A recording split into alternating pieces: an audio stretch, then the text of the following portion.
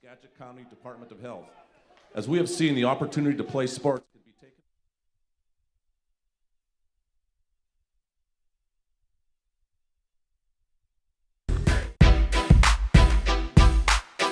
taken. Live from Seahawks Stadium at Anacortes High School in Anacortes, Washington, this is Seahawks Football on AHS Live. Live from Seahawks Stadium at Anacortes High School in Anacortes, Washington. Folks, to the Anacortes High School Stadium here at Rice Field on a cool night in Anacortes. We've got a great matchup for you here, folks. Your home team, Seahawks, versus the visiting Nooksack Valley Pioneers. Cooper. Should be a great game today, folks. Both these teams, obviously wanting to win, and our Seahawks coming off a 1-1 record. Nooksack Valley 0-2. So Anacortes maybe has that in their heads. They're definitely hoping to pull this one.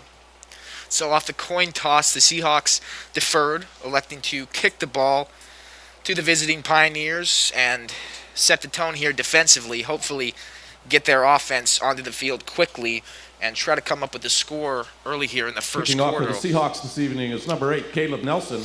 You'll see the junior kicking off for the Seahawks here, Caleb Nelson. Nooksack Valley, number 21, Scout It's a beautiful Whitterin. night here, folks. Much less windy than last time we were alive, and I'm sure the players are happy about that, as well as the cheerleaders who hopefully are not freezing.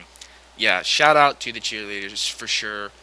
Have to give a point to them for being out there. We're comfortable here, suited and booted in the booth, and I can't imagine what it would be like outside. I know this is very entitled of us to just say that right now, but anyway, we're off here. Return by the Pioneers, and pretty solid starting field position here for Nooksack Valley. They'll In on the tackle get an for the Seahawks, offensive number 32, start Tony here Rios. right around the 35-yard line. See if they can't march down the field themselves. Now, folks, you might notice that they have very similar Pioneers will be jerseys on first and tonight, 10 at or their own maybe not 35-yard similar, line. But Nooksack is actually in purple and white, which I did not realize until a few minutes ago. I thought those were our Seahawks. So we're looking at the black and white players. Fumbled snap there by Coppinger, falls on Fumble it on the quickly. Looks as though Seahawks have the ball.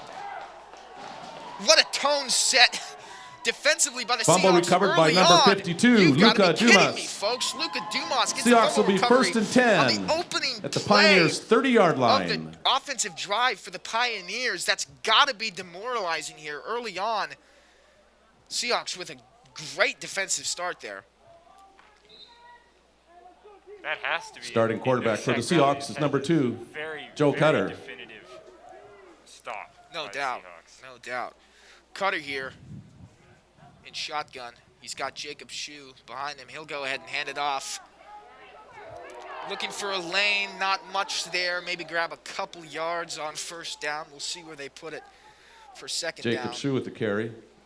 Shue, a returning junior on the here tackle over the for the course Pioneers. of quarantine from March until now. And Number 10, really the Jet last 3 Triplett. years of his life, he's been working extremely hard, Number continually 71, putting on weight, spending Duke time in the gym. Hala And Apiapi. he's made himself a Gain of serious 1 yard on the play. intimidator out there on the football field. Second down and 9. Now sitting at 5'11", just over 200 pounds, bulky, to say the least. Absolutely, and this may be the Seahawks' season here. We've seen some losing records. Joe Cutter with the carry. In on the tackle for Nooksack. Definitely an improved team this year for the Anacortes Seahawks as Cutter Number 71, on the read Hala option play took it Apiapi. himself. And similar to the first down, the outcome Number 53, was a Alex couple yards Clausen. gain, not much. So we'll see what Loss they of can 1 on the play. accomplish here. Third down and 10 on from third the down, Pioneers' excuse 30. me. Third down and 10, they haven't actually picked up any yardage. My bad, folks. Right around the 30-yard line of the Pioneers here. So well within scoring range if they can just get a first down. And they'll go ahead and hand it off to Shue. makes a couple nice cuts. But Jacob Shue with the carry. alas, not enough for a first down. Fourth upcoming. Certainly And on positive the yards tackle, there, but not enough. number 71, This Duke. would definitely be a Hala very Api long Api. field goal for a high Gain of school 4 yards game. on the play. It'll be fourth So down and 6 we'll likely see from the them try and 26-yard go line. for that first down. And the offense will, in fact, stay out on fourth and right around 6 here. Good call from Cooper there. We'll see if they get the passing game started here. Cutter early on, staying on the ground here. And they'll do the same thing this time. Cutter with a lane. He's got a first down and much more. Well within red zone territory now is Joseph Cutter, the senior quarterback Joe for the Cutter with Anacortes the carry. Seahawks. They, Great But we have save a there flag on on the fourth play. down. they tricked me there. I was looking at Jake Shue the whole time. So that was certainly a well-executed play from the Seahawks. We did see a flag thrown, however, possibly coming back. This play could be, and it will. That's a Holding on the Seahawks. by the offense, of course. Be That's fourth down Anacortes repeated. here. So that's an unfortunate call that we had to see there. Of course, you've got to think if the holding hadn't happened, possibly Cutter doesn't get any yards at all. So it is an important call for the refs to make. Now the Seahawks still in huddle formation here. Looks as though they're going to try to go for it yet again. So Be fourth down and 17. The ball they is do placed get at the another opportunity 37-yard on line. fourth down, but of course it's a much longer try to get the yardage necessary. In this case, it's 17. So I'd be very surprised, first off, if they actually attempted to go for it here, and second off, if they went to the pass game, because on a 4th and 17, you've got to think, taking a shot deep, you want to set a tone early on, but also there's so many mistakes that can happen when you're backed up against the wall like that. We'll see what they try here. Cutter takes the snap. They will look for a throw as he rolls to the left. He's got an open man. Good coverage there. That was number 2. Pass intended. Hayden John. To number Trying 22, to pick Hayden that John one goes up. incomplete. Unfortunately incomplete. Pioneers will take over Senior first and scout 10 at their winner. own 37-yard line. Their defensive back on the stop. Good play, close to the out-of-bounds line there. Tough catch to make, contested try. And this time, Nooksack Pioneers coming out with the ball. They'll get their second offensive drive here. Hopefully get off to a better start than the first one, where the Seahawks were able to grab possession of the football extremely quickly right off the first play.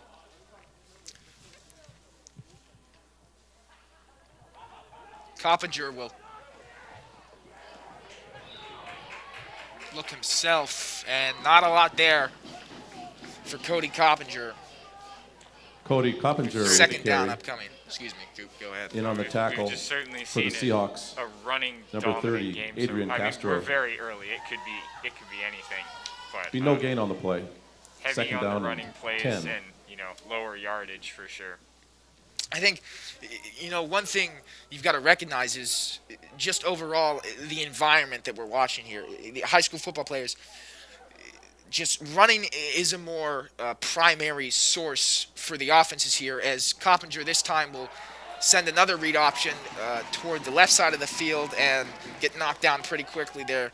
Good defensive stop by the Seahawks, third down. Cody Coppinger with the Coming carry. up, as I was saying, In on the tackle run games for for the most Seahawks. offenses, Number 32, Tony most Rios. offenses Loss of 1 yard on the play. at the high school level seem to be Third down and 11 kind of the from norm. 36. But yeah, hopefully we'd love to see some passing attacks from both teams to keep it entertaining and sort of not monotone.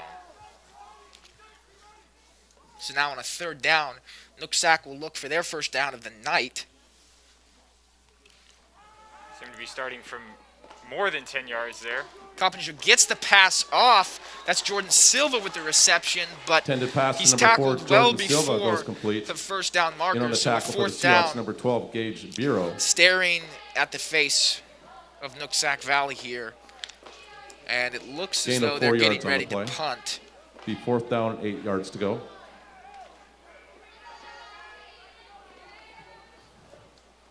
As we see Joseph Cutter for the Seahawks as a returner. So Back to obviously a receive the punt for the Seahawks, number multi-skilled 2, Joe man Cutter. in the senior Joe Cutter. playing quarterback and also grabbing punt returns. Short punt here from Nooksack, and that's actually going to roll out of bounds, still within Pioneer territory. Scout A Witter little past with the punt. 45, 44-yard line. Good starting field position yet again for the Seahawks. Yeah, I wonder if that was more of an intentional onside type of thing, or if that was, just Seahawks will sort take of a over whiff. 1st and 10 at the Nooksack Valley Onside kicks, that's 44-yard more line. of a kickoff thing. Because Oh. Some out there might recognize. I don't really know how football works, so I'm along for the it's all ride good. today.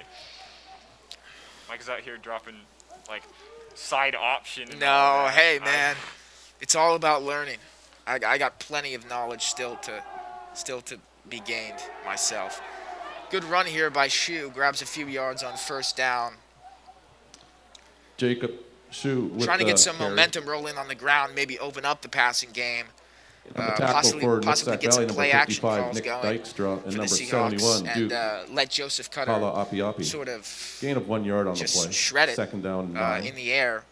Ball's We'll placed see at if the the 43-yard opportunity line. comes to them and of the if Shu Pioneers. can pick up some more notable yardage here for the Seahawks.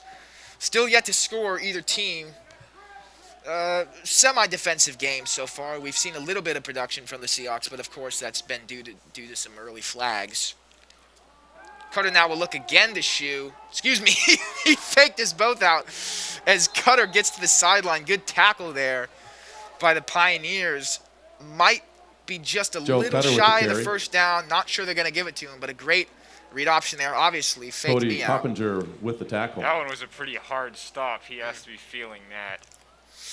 Yeah, I wouldn't be Gain of surprised if, 7 hey yards on man, the play. if Joe didn't get his potassium in, he 3rd might be down getting and some 2 cramps after that hit. I'm telling From you, the 41-yard line. people these days, Excuse me, from the 36-yard bananas line. are a superfood, guys. I'm telling you, we do our workouts on the track. I'm getting craft cramps every day if I don't eat bananas. So I hope Cutter's thinking the same way. This time a quarterback draw looks as though going straight through the Joe Cutter with trenches the carry. of the In offensive on the line. tackle for Nooksack. Looks as though he Number has 63, acquired the Garrett 1st Brulin, and down. number It 71, would, Duke in fact, Kala be the Apiapi. 1st of the night for either team. I Gain think of a they're yard on the actually play. just, Be just 4th down shy and of 1. 4th here. Ball's at the Pioneers' 1st down. 35-yard line. Good call. So they'll call it 4th and 1. Not enough from Cutter as he's running on back-to-back plays. And we just saw a substitution as Chase Moll comes in. Tight end option type. Might be serving the block here for Shu. Try to just shove it right up the middle. And that looks to be the plan. Does he have enough? Just past the Jacob 35-yard Shu with the line. carry. And I think, In on the tackle for Nooksack, number 43. well, they are, in fact, moving the chains. So the Seahawks will retain possession of the Dawson ball. Kimball. Their first down of the night. This time it's actually happened. Gain of a couple yards on the play. We have a Seahawks 1st Been real down. consistent with 1 or 2 yards off of Jake Shu's running. Plowing Yeah. through, Seahawks will be 15 1st and 10 at the players 33-yard there. line. Just straight up the middle. Yeah, I mean, it shows you power along with balance. It's the perfect chemistry set for an aggressive tailback, and Shu has it all. As we see another run from him, this time showing some endurance, getting 3 running plays back to back to back. Jacob Shu with the carry. And a solid start there. They say if you can get 4 yards on In on the 1st down, tackle, get a number 52, manageable John 2nd and 6. Semler. You're looking at a good, Gain of you're 4 looking at yards a on good the play. position. 2nd This down and time he 6. did exactly Ball's at that. the 2nd and 6 29-yard for the line of the Seahawks, Pioneers. and they'll look to push farther towards the end zone and put some points on the board early on.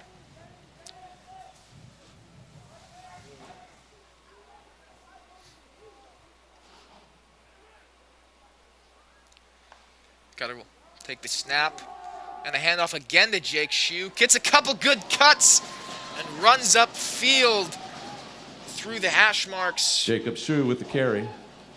for, I don't want to say 1st down yet, In on the folks. I've been tackle. wrong. Number 4, Jordan Already, Silva. Number plenty 8, of Cody times tonight. Coppinger. 3rd and not a lot. Gain Yes. of 5 yards on the play. Good 3rd gain down, 1 yard to from go Shu from the both 23 and a those half times. yard So line. He is is going to be battered if he keeps this up all night. Sitting just outside the Nooksack Valley red zone are the Anacortes Seahawks, as Cutter will look for Jacob Shue yet again. He gets stopped pretty hardcore there near the line of scrimmage. Jacob Shue with the carry. Doesn't look like, well, it might be enough. Ref is standing right around the 22-yard line. In on the tackle, number 6. And they're going to Caleb go ahead and Kama. give him the first down, so the Gain Seahawks of keep 2 yards marching on the play. We have a downfield, Seahawks first down. tiring out this Pioneer defense. The run game from the Seahawks, from play to play, it may not look as menacing as we're making it out to be, but the idea that really so far in this game, no passing attack for the Seahawks, and they're still this close to scoring is pretty impressive. Definitely relying heavily on Jake Shue there as he again carries it up the field. Gets a couple broken tackles there. Lots of lateral yards going Flag. on. But Flag coming in here late. Jacob Shue with the carry. We do have a flag on the play. Let's see what the call is.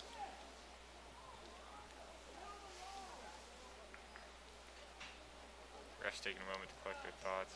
And that's gonna be a personal foul Personal foul on the face Pioneers. mask. Face masking. from the Pioneers. So that'll set up a first down well within scoring distance for the Seahawks.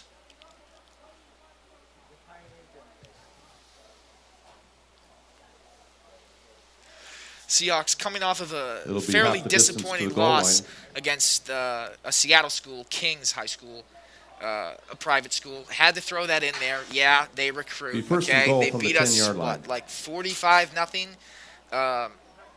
So a sad loss for the Seahawks, but they're looking to bounce back here. And as of right now, things are going in the right direction. I mean, literally, they're just inching closer on every single play. As Cutter will take it this time, and he'll get in for the touchdown. And of course, Seahawks drawing first blood against the visiting Pioneers. Joe Cutter off the read option. We've seen plenty of those run. tonight, and this time it gets him 6 points. That one again had me fooled. I was watching Jake. And I mean, I think that's In to kick the point definitely after part for of the their Seahawks. Number strategy. 8, You Caleb know, That Nelson. may be the point of the play. right. Nelson will try to cap this off and make it 7-0 here. But no, as I was saying, I think it's definitely part of the strategy to just run downhill with Jake Shue, and then every few plays, I mean, Joseph Cutter has the agility. I mean, he could be a running back. The point after is good. That one cleanly through It's now the the goal post 7. dead center. And the Pioneers 0. So just showing some early signs of a more complex offense here.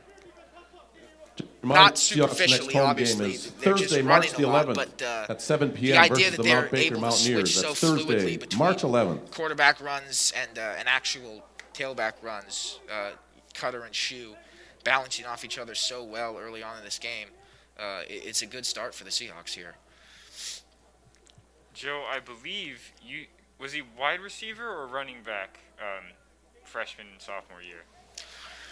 You know, Cooper, if I was in the same grade and had attended the high school in his early days, maybe I would possibly know. I think for the most part in his career, he has been a quarterback. He's been a starter now for a couple years on this Anacortes squad. And this is the first year he has some real dangerous weapons around him that he can look to. And so Set to far, return it's for the Pioneers, number 21, Scott Witter. It's obviously been helpful for the In Seahawks. for the kickoff. Success. Last year, I'm not. There was probably maybe one or two seniors on the team, but it was certainly Yeah. a year of younger players, and so this year we see a lot more mass and power behind the Seahawks plays. And still, to your point, not a ton of seniors, as Nooksack just bowls right over the Anacortes defender there off the kickoff. So, again, just past the 30-yard line, they'll get another offensive try here to put something together. But as you were saying, Coop, still on this Anacortes squad, it's fairly young.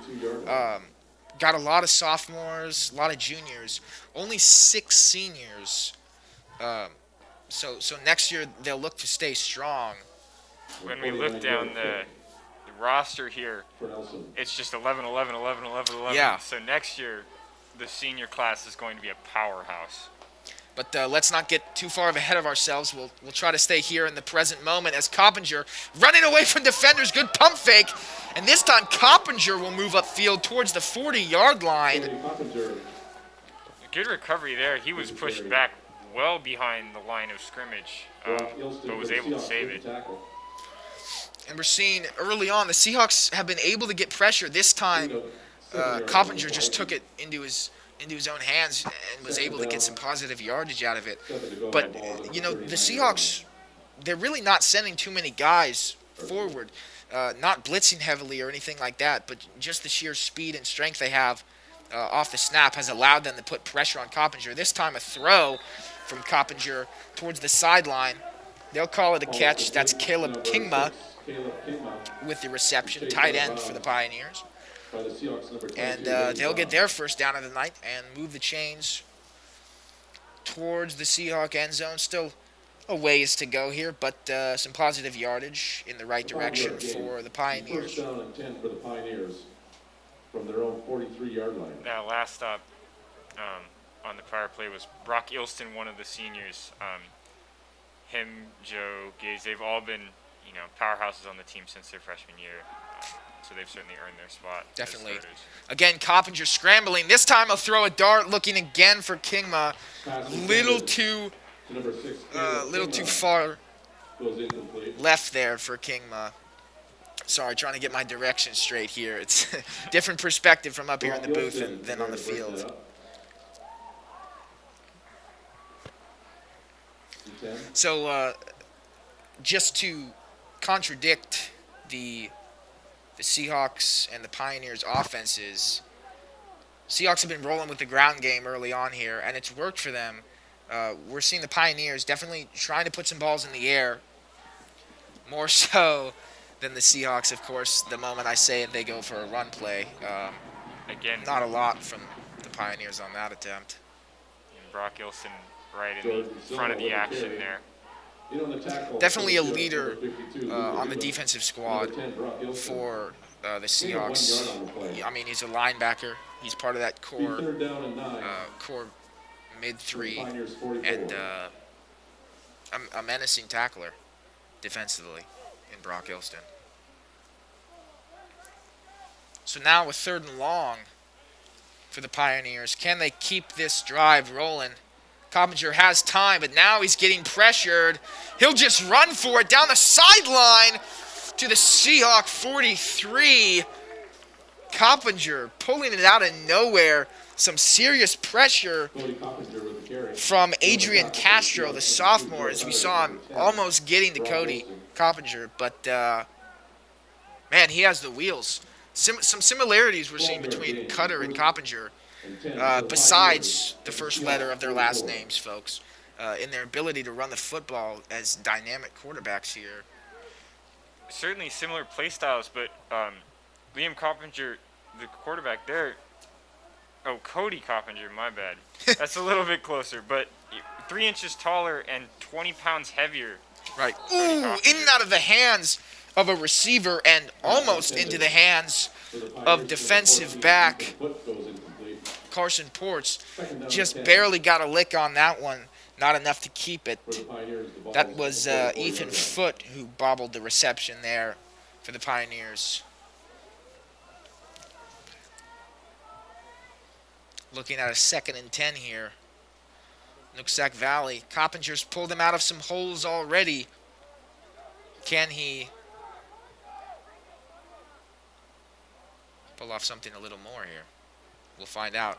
Pitch to Silva. He's got running room near the left side of the field. Not going down easily. Took more than one Seahawk player there. So a handful of yards here for Jordan Silva. On the toss from Coppinger. Definitely a bit of a more balanced offensive scheme here we're seeing from Nooksack Valley. Obviously passing the ball a lot more than the Seahawks, but also keeping it on the ground and trying to get yards both ways, as we see Chase Mole coming in for the Seahawks, taking out number 56. That's Garrett Bickley. And once again, we see a run from the Pioneers. Close to a first down here. That'll cap off the quarter as well. So we will see you all in after a 30-second break.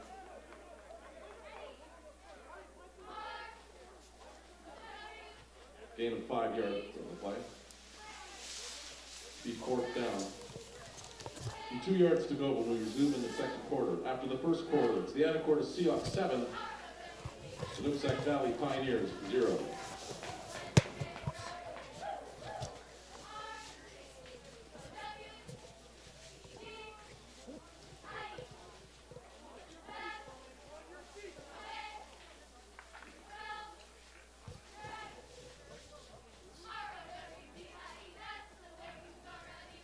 Introducing tonight's cheerleaders for the Seahawks. Alexandra Felix, Chloe Chase, Isabella Douglas, Shelly Evans.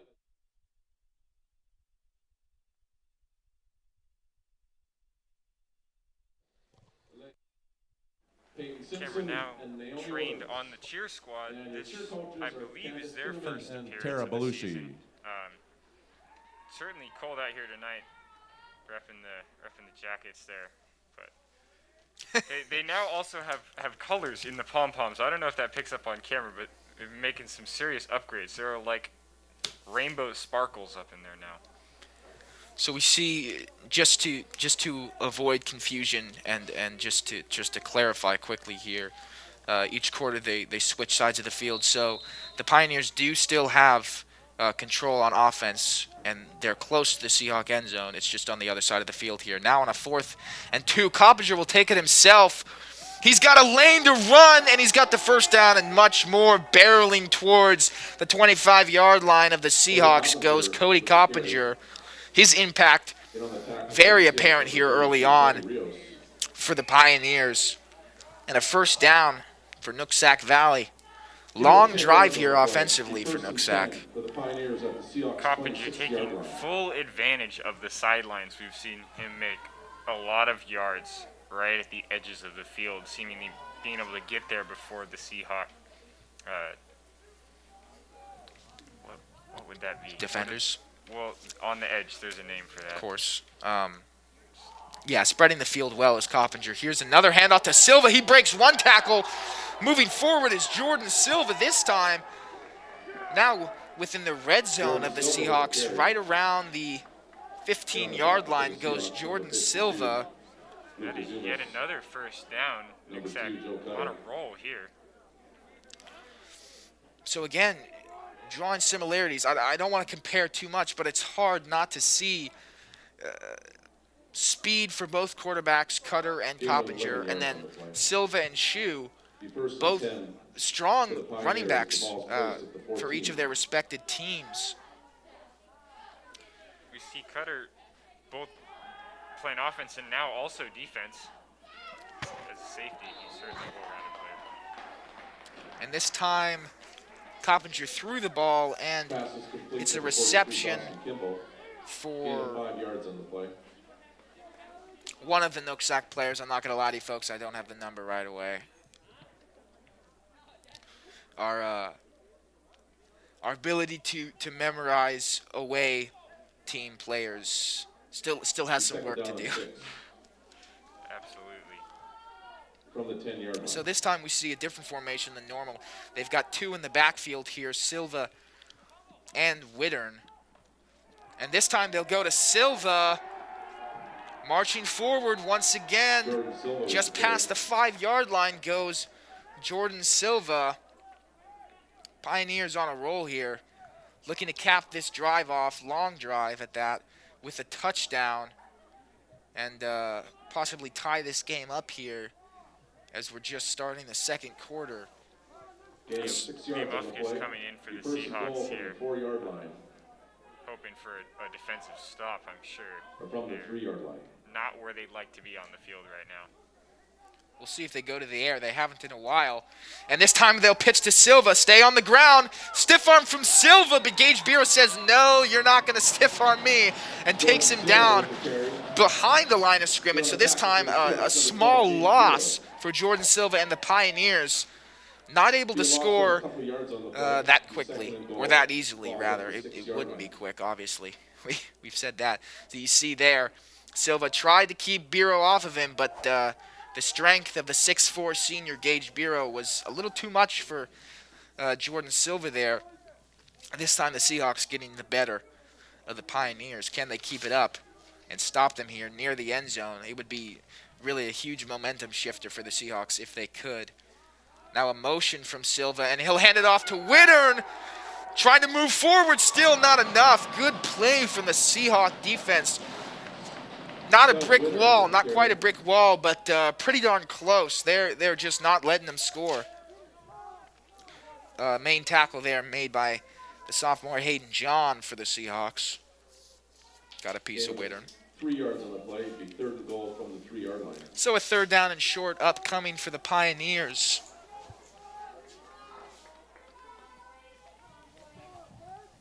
Can they finish off the drive here? Coppinger takes the snap. He'll roll out right. He's got a lane towards the end zone, and he's got it. Folks, 6 points on the board. Count them for Nooksack Valley. They've answered with the Seahawks' first touchdown and a touchdown of their own for the Pioneers. Coppinger took it himself. Made it look fairly easy. So, we've got a game here, folks. We do. Make no mistake. Anacortes seemingly has been going more for the brute force effort. They've been going straight through the middle, really taking advantage of Shoe, And to kick the point after whereas for the Pioneers, Nooksack number 20, Jeff Boykin. playing a much more strategic game today. They're looking for the openings and taking them and working the whole field much more so than we're seeing from the Seahawks. See the extra point good there from Jeff Boykin. Now the Seahawks 7. And we've got ourselves a tie game, folks. I would say just like that, but it did take them a while to score. Obviously, it doesn't really matter because they've been able to tie it up here. So the impact from Coppinger and Silva, both of them, took a little longer to set in than we saw from Shoe and Cutter for the Seahawks as the quarterback-running back duo. But make no mistake, this is a game here we've got, folks. I hate to be repetitive. I know I just said that, but score doesn't lie. So now the Pioneers will kick off for the first time tonight here. A little under midway, about a third of the way through the second quarter. And they'll look to keep their own momentum rolling and get a defensive stop, which they haven't been able to do too much tonight. Of course, the flag on the first drive for the Seahawks cost them a lot of yardage, put them in a terrible 4th and 17 situation where they couldn't then capitalize. But besides mistakes made by the Seahawks, they've been playing pretty well. Taken from the 30-yard line after a short kick. And Gage Biro working his way past the 45 to about the 46-yard line. The Seahawks will start there and try to retain the lead midway through this second quarter. Pretty strong start at the 46. First and 10 at They their own 47 definitely yard line.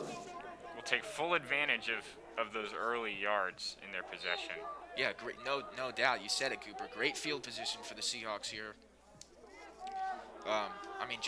3 yards from Pioneer territory.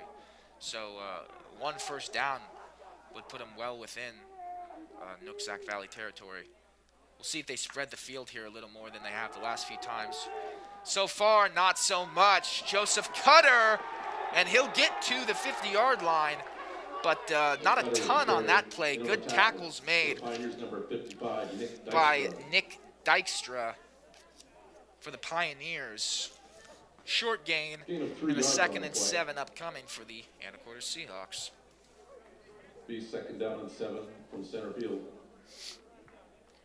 Seeing once again, really just the excess of bravery for both teams in allowing their quarterbacks to run so frequently and so freely. But so far it has worked out for them as Cutter takes the snap. This time he'll Hand it off to Jake Shue. He will barrel his way forward for another Jacob 2, Shue, maybe 3 carry. yards. Call it a third On the tackle. 4. We might see some changes here, folks. Number Joe 71, Cutter Duke. in the backfield there Yuppie, just yuppie. ditched an arm brace, it looked like, from up Gain of here 2 to yards the on the play. sideline. So maybe that was irritating him, or maybe they're looking for Third down sort of and a 5 to wider go range of from the motion here, Pioneers. 40 going more towards 48 throwing yard and line. less towards running. We'll have to wait and see. Hey, man. Joseph Cutter, quarterback for the Anacortes Seahawks. You got to let him fly. Am I right? Put it up in the air, folks. And a pitch to Shue here. Not enough for the Seahawks. Taken on head first there. It looks like we basically heard the helmet taps from up here in the booth. Jacob Shue with the carry. As Shue In on the tackle. was Number prepared 10, for the Jeff pitch, but Triplett. not Number prepared for 71, Duke. what happened Yuppie, after. yuppie. As No gain on 3 the or play. 4 Pioneers just Fourth down, came 5 to go. immediately to Shue and took him down here. John Stremler there, number 52 from Nooksack, sort of breaking up that play. He came through the offensive line and put pressure on Joe Cutter early, sort of causing that pitch to Shue. So. No punts here from the Seahawks yet. Although we might see one here, just trying to draw him off sides possibly. Cutter looking to the sideline. Yeah, probably not going to get a playoff here for Anacortes. As the Nooksack Valley Pioneers, you've got to think their head coach is telling them, guys, just they're going to try to draw you off sides, just sit tight. They're not going to run a play. We're going to get the ball back here. All you have to do is not make a move. And this time, they played it correctly. And most likely going to get the ball back here shortly. Punt upcoming for the Seahawks.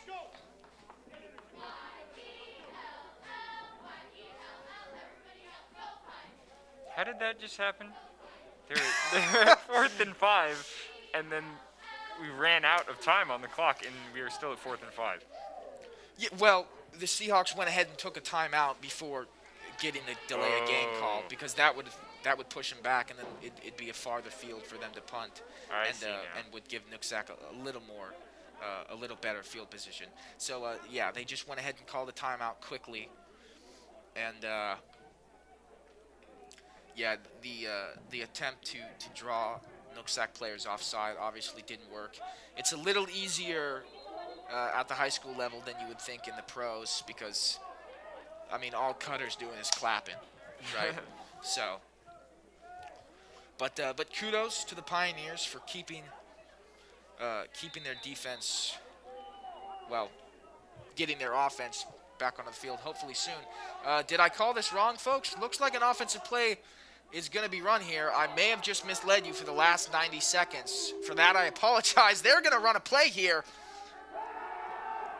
Play action, looking for Carson Ports on the near the left sideline is Cutter to no avail. I just blabbled completely wrong for a little under 2 minutes there. They did end up running a play here, so they tried to draw him off sides. I thought they would punt afterwards. They tried to run a play, and really a worse outcome than possibly if they would have just punted the football, because now off of an incompletion, the Pioneers will get the ball right where the Seahawks left their offense on the field, which is the 48-yard line of the Pioneers. Coppinger, yet again, with good field position as Whitten goes in motion. Really Low low snap snap. here and a fumble. Loose ball on the play. Looks like it was recovered by Silva. Liam Ufkus there doing his absolute best to take that ball back for the Seahawks. We almost saw a repeat of the very first possession of the game there. Say, Second down and 13. Ball placed you read my back to mind, 45. Cooper. I'm thinking, Nooksack, they don't want to let lightning strike twice in the same spot here, and this time Silva made sure that didn't happen. But that definitely put some hairs up on the necks of Pioneer coaches. Coppinger's going to take a shot deep here. Good coverage from Cutter. You don't think you're going to hear that a lot as the quarterback for the Seahawks. They're playing great coverage against the Pioneer receiver and an incompletion leads to a 3rd and 13 after that first down fumble and offensive recovery by Silva. So a 3rd and long. Coppinger might air it out again. We'll just have to see. Wouldn't be surprised if they kept it on the ground. It's worked for them thus far. Then again, they do want to keep the Seahawks on their toes. Whitner again in motion. We're seeing a similar play, possibly the first time. So this time, Coppinger's going to roll out right. He's going to throw, and off of really some bad footing there. Had to get that ball away before he was tackled, and it went straight into the grass, or turf rather. Adrian Castro there putting the pressure on. Be 4th down. Definitely forcing 13 to go. the QB to make some quick decisions there. Milliseconds away from putting Coppinger on the ground and recording a sack there was Castro. So one thing that the Pioneers and the Seahawks don't share, obviously we've seen a lot of similarities in this game, but Pioneers much more willing to punt here as they're doing it for the 2nd time. And a grounder here. Interesting choice by Jacob Baldwin there. the senior, Baldwin. He let that one roll. Didn't want to get hit, didn't want to get tagged really quickly and possibly, for the Pioneers. get hit The too hard Seahawks will take over 1st and 10 at their let the own ball 20-yard loose there. line. So a good call overall by the senior, Jacob Baldwin. And not great field position, obviously, compared to the last 3 starts for the Seahawks, but comfortable. They're not too far backed up. As Cutter runs out here, he's been fairly productive tonight. He does get credit for the only touchdown the Seahawks have put up tonight so far. That is, hopefully we'll be seeing more of those in the coming stages of the game. As Cutter will look again for Jacob Shue. This time a great lane for Shue. He'll get it up past the 25-yard line to about the 27. Strong gain on 1st down there for the Seahawks. You've got to think when you're able to play the run game in such an efficient fashion, it allows really for a more open-ended 2nd down conversation between coaches and quarterbacks. 2nd and 3, the defense is completely guessing here. They don't know what you're going to do because the run game's obviously working, but you might air it out for, a quick few yards as well. So this time a play action from Cutter, and he's going to look deep towards the middle of the field. He's got Hayden John running forward, not able to get away from the tackle. That's Scott Whitton with the tackle, but a huge play there. Actually, the first completion for Cutter to one of his receivers tonight. The sophomore Hayden John making plays here in the 2nd quarter for the Seahawks. That one was just about 60 yards, folks. That may well be the biggest play we see tonight. Remarkable gain from the Seahawks just then. More like 45, but I like where your head's at. Well, no, actually, never mind. They definitely went from 120 to the other. Pioneers 22. Yeah, just about. So Cutter. And we see fingers pointed on both sides. Looks like it's probably going to be a false start on the offense, pushing back 5 yards. That it is. False start on the Seahawks. But, That's a 5-yard penalty. I mean, how much can they really be down from a 5-yard penalty as compared to basically a 60-yard gain on the last play? Can't be too sad. Although if they rack up too many mistakes, it will start counting against them, obviously. But go ahead, Coop. I'm sure they're just trying not to get it in their heads now. They've got 15 yards to go. Right. Little bit of a bobbled snap there by Cutter. He'll go ahead and take it himself. Possibly some improvisation from the senior there as he didn't have time to get it into the hands of Shue. Tackle number 52, John Stremler. So sitting right around the 25-yard line are the Seahawks for a 2nd and 13, couple yards on that 1st down play. Second down, 13. The ball is placed Knocking at the again 25-yard line. on the door of the Pioneers' end zone are the Anacortes Seahawks, as Cutter will look to make some magic yet again. Probably looking for some sort of longer run or throw towards the outsides here. They've got a lot of ground to cover. Again, play action. Good call. Coop, he's got Hayden John deep. Just a little out of his range. On the wrong side of the sideline there. Pass Hayden intended. John unable to Number get to 22, it Hayden John goes incomplete. in the corner of the end zone.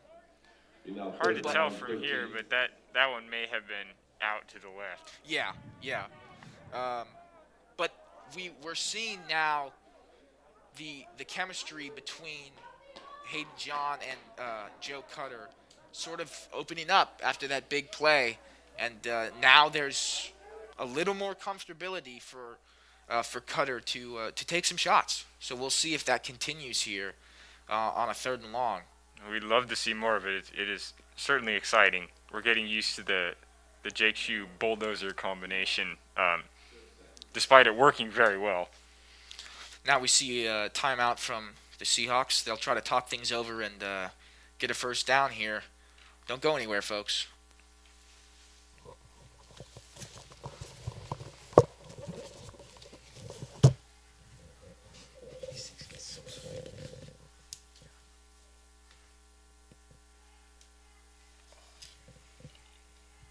This isn't as bad as I thought.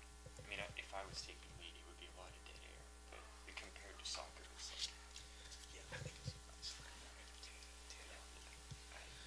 It's just like there's no highs and lows in soccer. It's so consistent. It's like literally just yeah.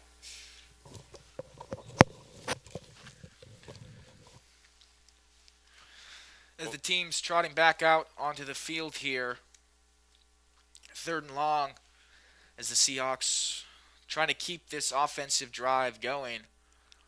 We'll see what Cutter does. Trick play here from the Seahawks. Cutter handed it to Shue, who then flipped it to Hayden John, and the run from Hayden John gives them a few positive yards, but not nearly enough for a first down. About 4th and 10 for the Seahawks. Looks like bringing in special teams here. Caleb Nelson might look for a field goal attempt here. This is certainly a long one, but it's within range, I would think. Well, it is, I think, important at this moment in time to note that before the game started, we did see Caleb Nelson getting some warm-up kicks in, and he was hitting a couple from around the 30-yard line. So I think this is within his range. It would be a decently long one, to say the least, but something that he can hit. And it's just through the well, that's depressing. I called that wrong. Thought that was in. Might have been just a little low. That ball seemingly going off sort of the bottom of his foot. There was a lot of backspin on that one, indicating sort of a lower contact patch. Not what the Seahawks were looking for. Sorry to excite the viewers momentarily there for no reason. There's one of those big girders in the stadium right in between us and the field goal, so that probably had something to do with the lack of certainty there. So off of the missed field goal, the Pioneers will just get the ball right where the Seahawks had it, which is their own 20-yard line. Just about a mirror image of the last possession, Seahawks having started near the 20. Indeed, Coppinger. He had time. Now taking it for himself is Coppinger for maybe 3-4 yards here. Again, Coppinger doing a wonderful job of seeing the openings. We saw him sort of go left through 2 linemen and then seeing the split again cut across. His vision of the field is seeming a little bit superior to the Seahawks, or if not superior, just a different strategy from Nooksack. Yeah, definitely not afraid to keep the football in his own hands is Coppinger. And this time a read option or more quarterback draw. Coppinger off of a flag. My initial thought would be it would have it as a holding because the lane there was about as open as on an Indy 500 road. Couldn't have put it better. We'll see what the call is here. If it does stand, it would be a huge run as we see a replay here. Quick fake from Coppinger and then just marches straight up field. Good blocks there too.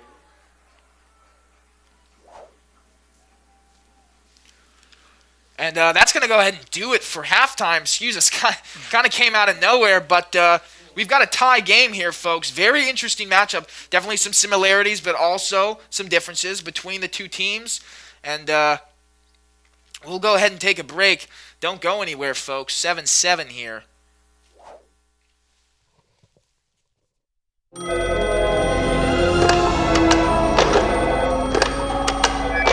Remember, an unanswered call is no complaint at all. Pretzel crust is back at Little Caesars. Yep, people loved it so much they brought it back. They actually listened to their customers.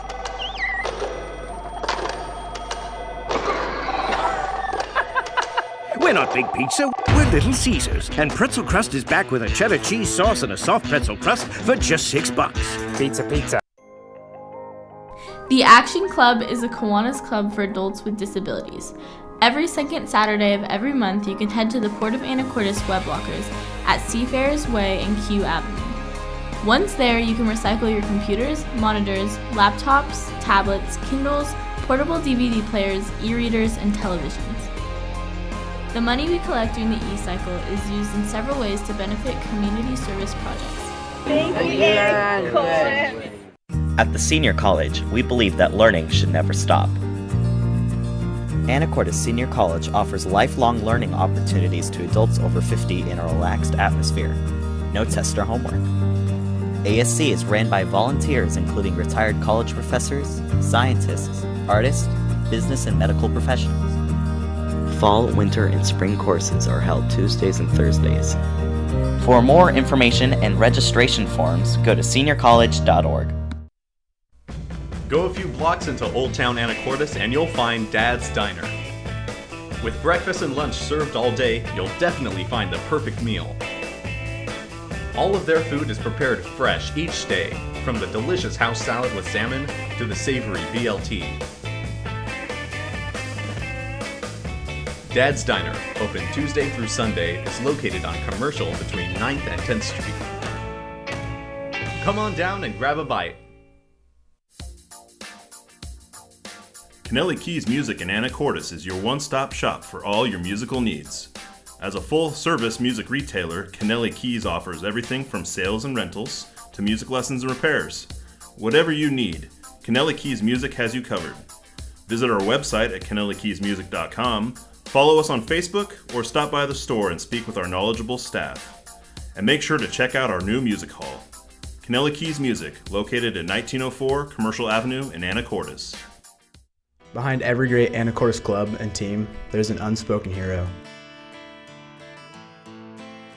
People that get us our team gear, organize our team dinners, and support us in everything else we need.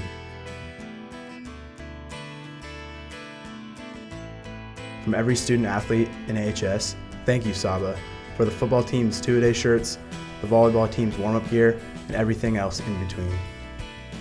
Saba, the Seahawk Athletic Booster Association. Each year, thousands of fantastic pictures are taken by yearbook photographers of AHS sporting events, assemblies, performing arts, and more. The best of these photos are now available to you online. Just point your browser to ahs.smugmug.com.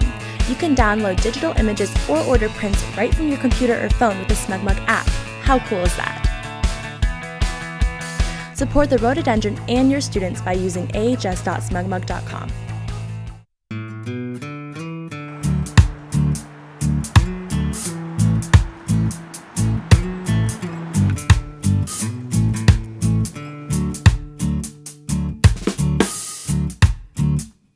Here.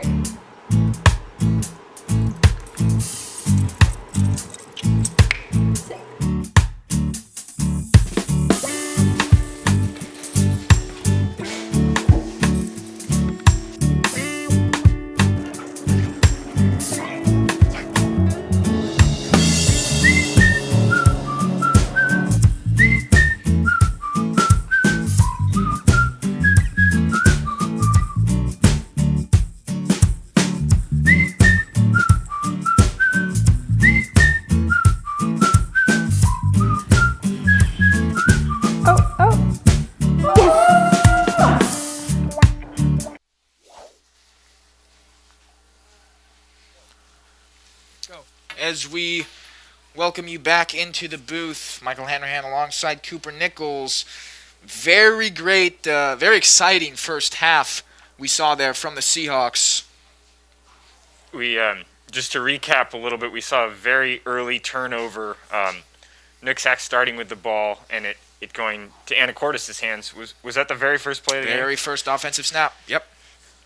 Little bit of struggle back and forth before the Seahawks took one touchdown, and then yet again we probably had 10 minutes before Nooksack responded. I mean, it was in the second quarter, so yeah, you see the flag action here from Cooper. Got to have the spirit, but yeah, it's a tie game, 7-7. So not a ton of scoring. A lot of scoring opportunities for both teams, but as of right now, it has been a defensive game to this point. So we'll see if the offenses can kind of get rolling here in the second half. We saw late in the second quarter there some more comfort throwing the football for the Seahawks. The Pioneers have been doing that all night, but Cutter was getting more comfortable, especially with Hayden John, standout sophomore receiver for the Seahawks. So we'll see if they continue trying to move the ball in the air. Absolutely. We'll take just a little bit of time to watch through some replays here as the players finish warming up. Everybody's retreated to the field house down there for a little break at halftime. A cold night, to say the least here.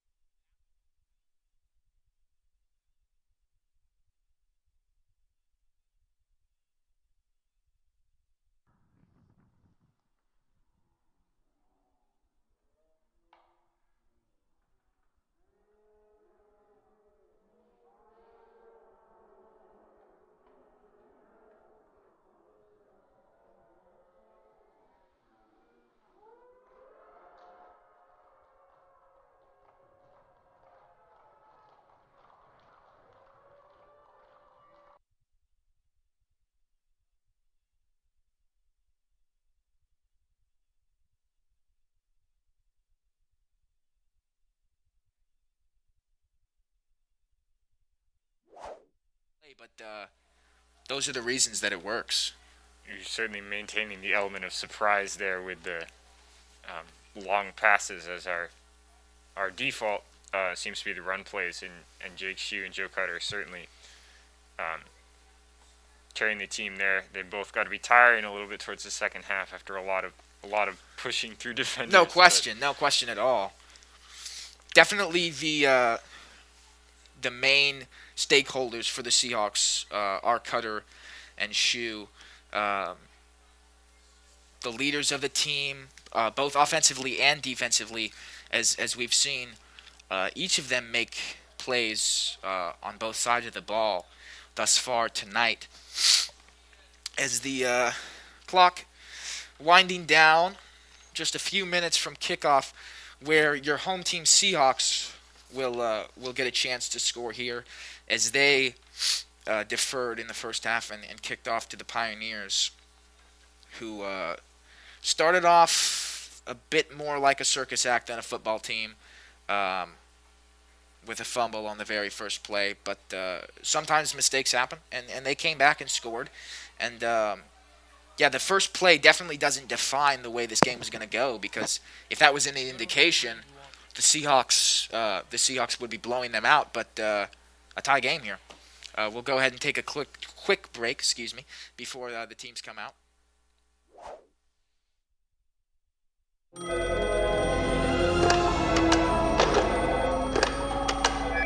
Remember, an unanswered call is no complaint at all.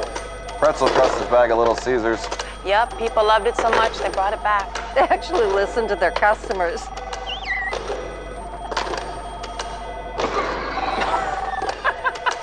We're not Big Pizza, we're Little Caesars. And Pretzel Crust is back with a cheddar cheese sauce and a soft pretzel crust for just $6. Pizza, pizza. The Action Club is a Kiwanis club for adults with disabilities. Every second Saturday of every month, you can head to the Port of Anacortes web lockers at Seafarers Way and Q Avenue. Once there, you can recycle your computers, monitors, laptops, tablets, Kindles, portable DVD players, e-readers, and televisions. The money we collect during the e-cycle is used in several ways to benefit community service projects. At the Senior College, we believe that learning should never stop. Anacortes Senior College offers lifelong learning opportunities to adults over 50 in a relaxed atmosphere. No tests or homework. ASC is ran by volunteers including retired college professors, scientists, artists, business and medical professionals. Fall, winter, and spring courses are held Tuesdays and Thursdays. For more information and registration forms, go to seniorcollege.org. Go a few blocks into Old Town Anacortes and you'll find Dad's Diner. With breakfast and lunch served all day, you'll definitely find the perfect meal. All of their food is prepared fresh each day, from the delicious house salad with salmon to the savory BLT. Dad's Diner, open Tuesday through Sunday, is located on Commercial between 9th and 10th Street. Come on down and grab a bite. Kennelly Keys Music in Anacortes is your one-stop shop for all your musical needs. As a full-service music retailer, Kennelly Keys offers everything from sales and rentals to music lessons and repairs. Whatever you need, Kennelly Keys Music has you covered.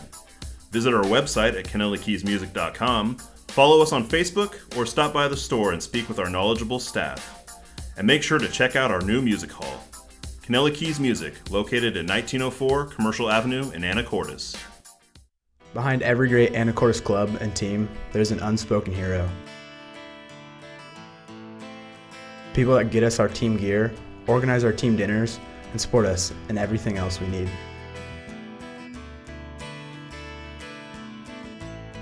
From every student athlete in AHS, thank you, Saba, for the football team's two-a-day shirts, the volleyball team's warm-up gear, and everything else in between. Saba, the Seahawk Athletic Booster Association. Each year, thousands of fantastic pictures are taken by yearbook photographers of AHS sporting events, assemblies, performing arts, and more. The best of these photos are now available to you online. Just point your browser to ahs.smugmug.com. You can download digital images or order prints right from your computer or phone with the SmugMug app. How cool is that? Support the rhododendron and your students by using ahs.smugmug.com.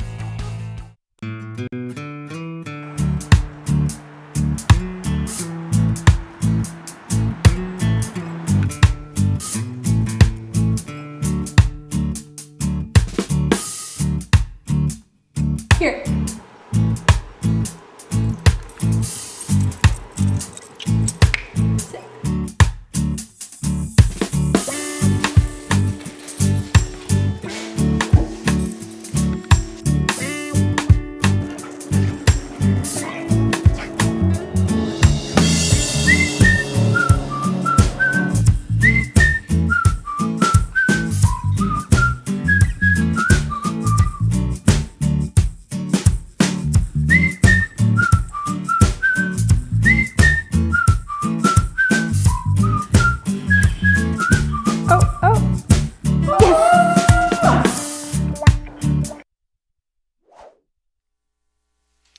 Welcome back, folks. This is a very close football game here between Anacortes and Nooksack. We're all tied up 7-7. For those of you who missed the last half, I would tune back in on YouTube. There was definitely some exciting stuff worth watching, notably that 60-yard throw by Joe Cutter.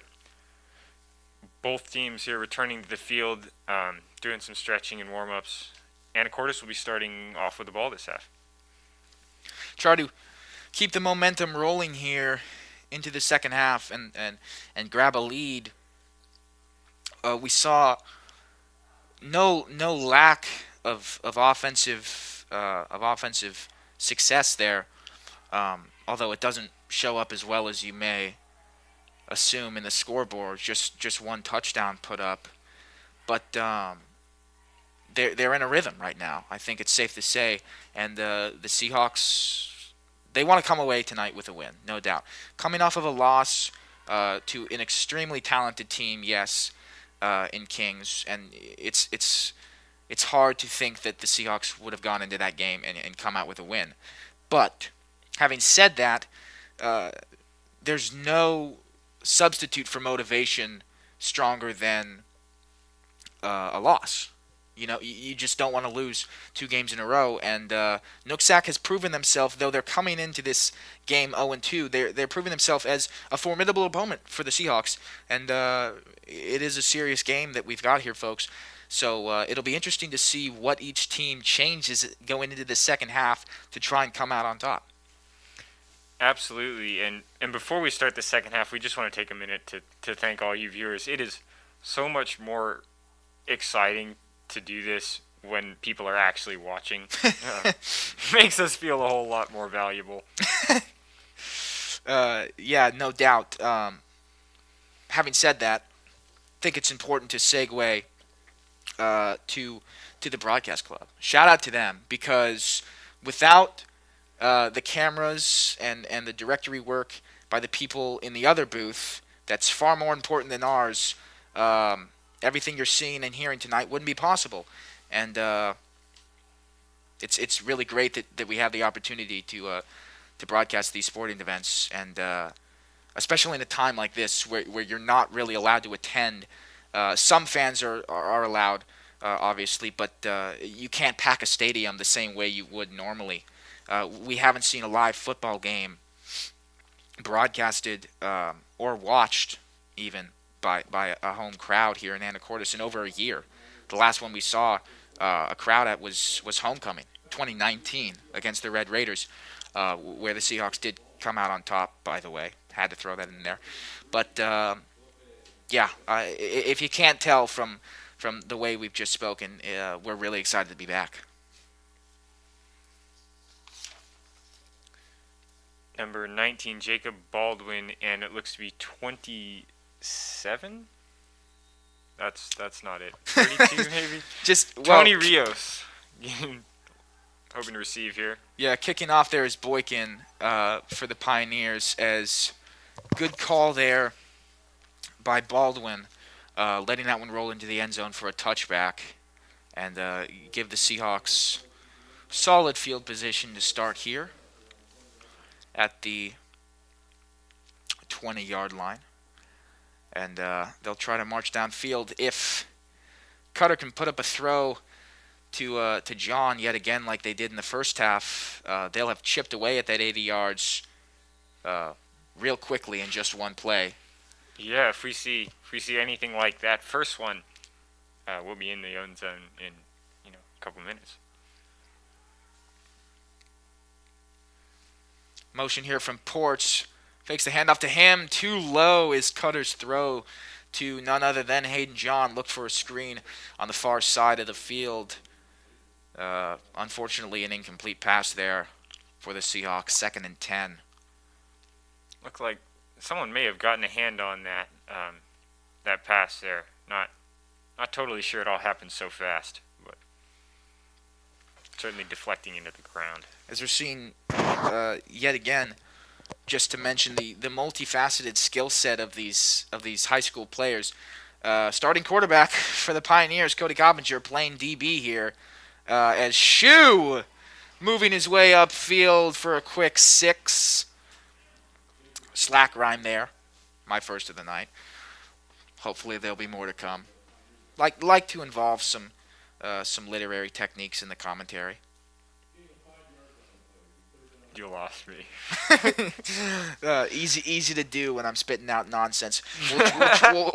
We'll try to keep you grounded here, folks, and keep our heads on the game. Cutter in the shotgun on a 3rd and 5. He'll take it himself. He's got plenty of room, and he'll plow his way forward to the 35-yard line of the Seahawks for a quick 10 and a first down. Your Seahawks moving the ball here quite well. early on in the second half. Not much differently than we saw for most of the first half. Still doing it primarily on the ground. But if it ain't broke, don't fix it. That's right.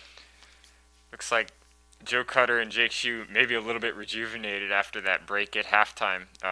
They've certainly been plowing through some defense thus far. Cutter now on a first down. Will fake the handoff to Shue. Look to the far sideline, well over the head of, you guessed it, folks, Hayden John. Really the only receiver who's gotten any attention tonight. Of course, it's justified after the play we saw, the big play in the first half, which if you missed, we'll give a quick recap here. Off of a play action pass, Joe Cutter was able to send the ball far downfield, really just shooting it to Hayden John off of 1 foot as he was running basically for his life from defenders near the Anacortes end zone. And Hayden John came up with an incredible catch and then ran for some serious yardage afterwards as Ports goes in motion and Cutter takes it himself for maybe 2 yards here on third. This running strategy has certainly paid off for them on the few pass plays because Hayden John is often found wide open, which is a testament to his view of the field, but also to the fact that Nooksack is expecting to run just about every time, and so that there's not a lot of emphasis on those receivers. Yeah, not seeing a lot of press coverage off the line of scrimmage here from either side of the ball. And when they're playing in these zones, it allows the receivers to get open a little easier. Fake handoff with a blitz from the Pioneers coming. Cutter able to move forward for another 6 or 7 yards there. Looks like they might be setting up for a punt. Switching into special teams here. It would be their first of the night here on 4th down. A surprise, to say the least, from the Seahawks. They are on their own turf, and we're early in the first half, so this decision to play it safe does make sense, but not what we've seen in the past. That'll be the second half you're looking for. Yes. Hayden John now, I don't really know what that was. Stopped for about 4 seconds as Noah Hunter dodges the ball and lets it bobble as far back as possible, right around the 29-yard line for the Pioneers. Hayden John, I'm not sure if he saw a bat flying or what, but some hesitation there off the punt. But a strong punt, nevertheless, from the Seahawks, pinning the Pioneers in a decent spot, but they've got some field to go here. I wonder if the strategy there was to sort of bait in the Nooksack players and leave no one downfield. But, my football analysis certainly could be. Wide open lane for Silva here. He's got speed and a lot of it to say that. Number 4, Jordan Silva might go all the way to the corner. Reaches for the end zone. A fumble on the play, but it won't matter if a touchdown is scored and the ref raises his hands. You've got to be kidding me, folks. The Pioneers have come out, oh my goodness, just energized after that first half of play. The Pioneers strike polar opposite play from the opening offensive drive in the first half where the Pioneers fumbled. Now they run the ball and it's not a touchdown? Or no, extra point coming. I've gotten confused far too many times tonight. But yeah, first play in the first half, fumble. First play in the second half, touchdown. I'm sorry, folks, it doesn't get any more lopsided than that. Incredible start to the second half for Nooksack Valley here. And the flag. Let's not jump the gun here, folks. Although they already did that, so there's no use in me pointing it out now.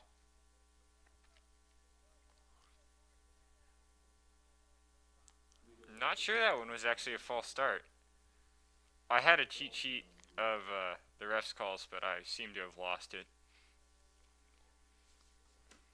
Wish I could be more helpful, folks. But No, regardless, don't say that. Well, they still have the ball. That's right. Well, I mean, they're just looking for an extra point here. That's Boykin to kick. Low ball, but it'll make its way through the uprights. So just like that, we see a 7-point deficit facing the Seahawks. My goodness, if you blinked, you would have missed that touchdown. Holy cow. This is definitely not the game the Seahawks were expecting to play, but it seems to be the one they're getting, and so they'll certainly be motivated to make up this deficit here. They know that they might have been the favored team coming into this, and that makes it all the more important that they take the dub. Well said. Well said. So Boykin will get a little more action here at the Pioneers' 40-yard line for a kickoff after putting the extra point through the uprights. Seahawks can hopefully respond here. Still fairly early in the second half, as Baldwin's going to take this one out. He got some room to work with. Number 19, the senior, Jacob Baldwin, slicing and dicing his way to around the 38-yard line for the Seahawks. Give them pretty solid starting field position here for their second drive offensively in this second half of play, where hopefully the outcome will be similar to the Pioneers' last drive and separate from their last drive. Absolutely. And this second half here, moving quickly, we're already on our third possession.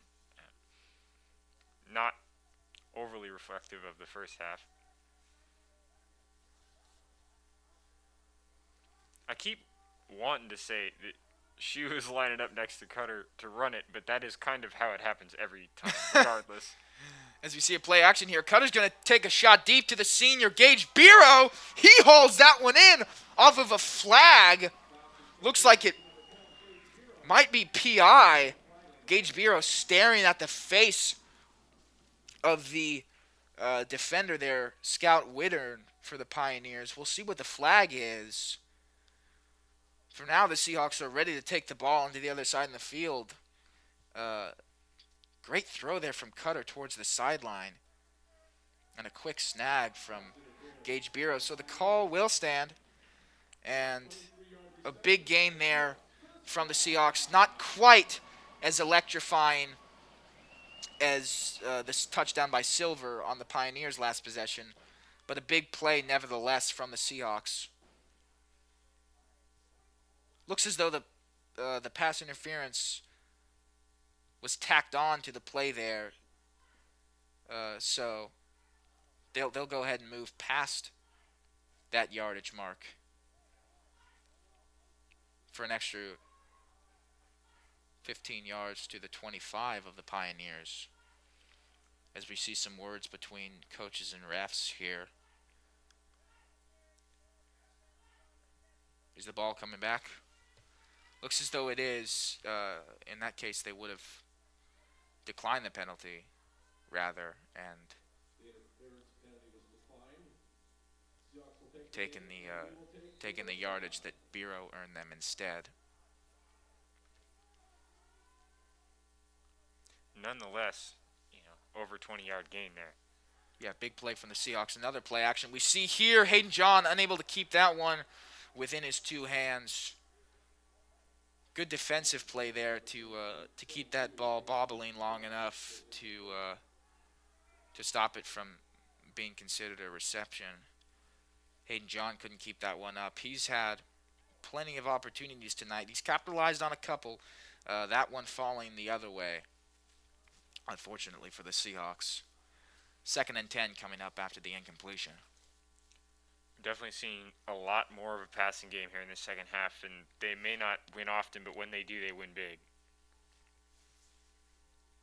you've got to think some of their bravery to pass the ball more here has to be due to pressure. Good chip out to Shu there from Cutter for a few yards. But it has to be from pressure after the quick score from Nooksack. Like, they need to move down the ball, or they need to move down the field, rather, with the ball and put some points on the board here. And I think they're seeing that a really good way to do that is in fact, through the air. Absolutely. And as you said, Nooksack is adding some urgency there by claiming that extra touchdown on top of the Seahawks. They probably are not looking to be in this spot for any longer. If you're just tuning in, folks, still a tightly contested matchup here. Seahawks with the ball, facing a 14-7 deficit. Cutter will take the snap here on 3rd and long. He's going to heave it as far as he can. Oh, Lord have mercy. I'm trying not to get too excited here. Hayden John found by Cutter yet again. They're firing on all cylinders today. Folks, they need to be in science class because there is some serious chemistry between John and Cutter. The senior to sophomore tandem is working tonight. Touchdown number 2 for Cutter. 1 on the ground, 1 through the air. Give it to him, folks. 14-13. Hopefully it'll be a tie game after the extra point attempted by Nelson. We've seen him miss a field goal, not an extra point yet. Hopes to keep that streak alive. Wow. Quick score there from the Seahawks as well. Yeah, you would not want to be watching any other game right now. We've seen some exciting plays. Remember mentioning that Joe Cutter's first big throw of the night might be the highlight, but we've seen nothing but excitement in the last few minutes. And the ref's hands go up, indicating the extra point to be good from Nelson here.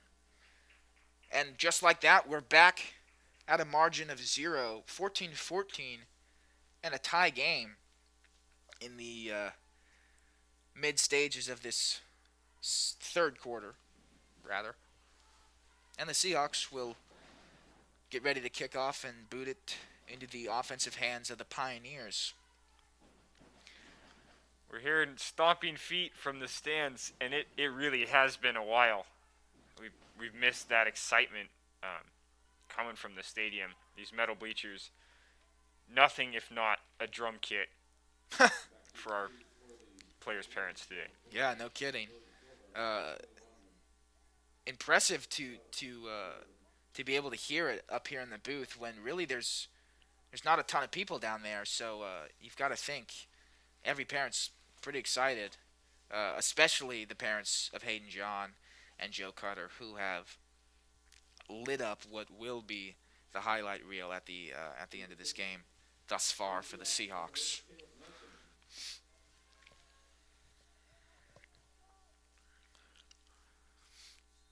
And you've got to think, the run game, conservatively speaking, has been a big help for the Seahawks in opening up the passing game. But right now, I would be leaning towards the passing game as the saving grace for the Seahawks because in that drive alone, as well as in the late stages of the second half, it's done marvelous things for them. No doubt. We'll wait to see the call here. Several flags down on the field. I believe that's just from the kickoff going out of bounds, which will give the Pioneers some free yardage here. Or are we seeing another kickoff? Penalties on the Seahawks for kicking the ball out of bounds. It's a 5-yard penalty. The Seahawks will kick over again from their own 35-yard line. I didn't actually know that was a rule. I just thought that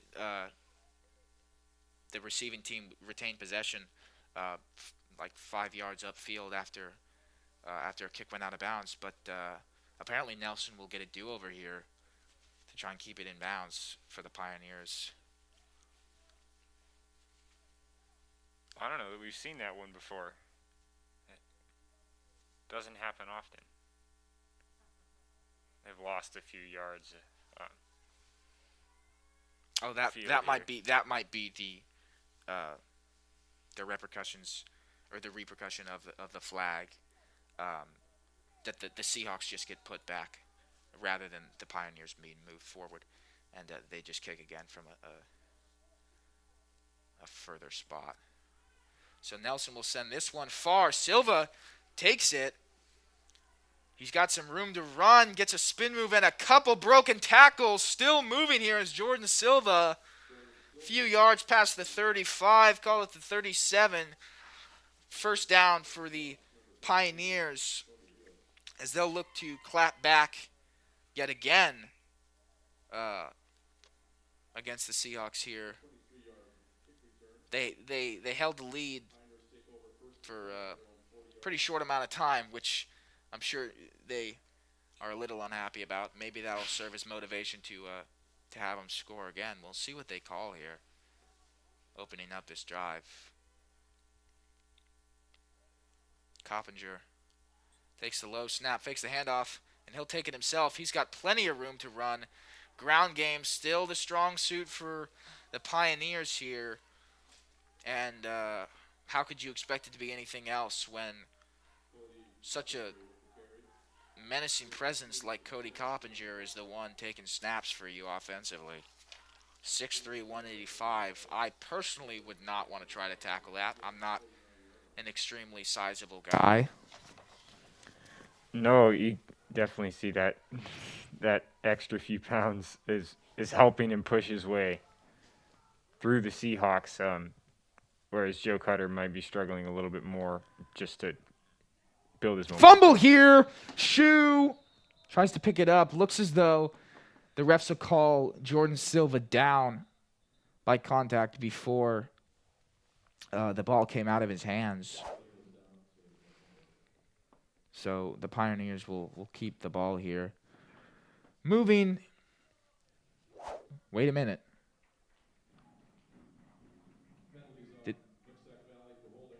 Oh, excuse us. Thought they gave the fumble to the Seahawks there momentarily, but a holding penalty pushes the Nooksack Valley Pioneers back rather than a turnover.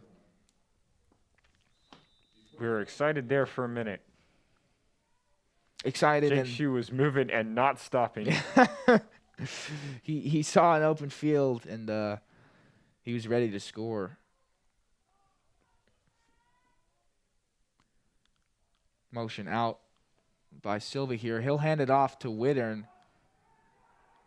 Wittern not being stopped that easily. He'll barrel his way into Seahawk territory and a little bit more at that. Right around the 44-yard line. Pioneers will get a first down. Great run there by Scout Wittern.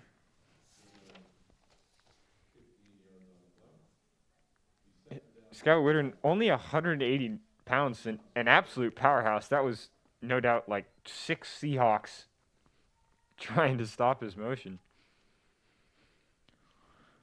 Making our way to the halfway point in this third quarter of play. Pioneers moving forward and continuing to do so through the hands of Silva, the running back, who's been impressive today. Another fumble possibly. Seahawk players are yelling at him. It came out. That's ours. So I don't know if the leftover Halloween candy has caused Silva butterfingers, but he's definitely seen some slippage in the ball in this second half in particular. Lucky breaks here for Silva and the Pioneers as the refs state that yet again he's down by contact, and the Seahawks won't be awarded a turnover defensively. You definitely need 4 or 5 refs for this game. It's so hard to get a visual on the ball. Coppinger will take the draw himself here, and he'll move forward on first down for about 8. So as far as endurance is concerned, Coppinger has not run out of steam yet. He is continuing to run the ball effectively for the Pioneers, and so is Silva. When you put the two together, folks, What comes out on the other side? Touchdowns. We'll see if that continues here. It may not. If this persists, the Seahawks might be looking at a timeout just to break up the momentum of Nooksack. In and out of the hands of Ethan Foote there. Wide receiver for the Pioneers. The first pass attempt by Nooksack Valley in a while now.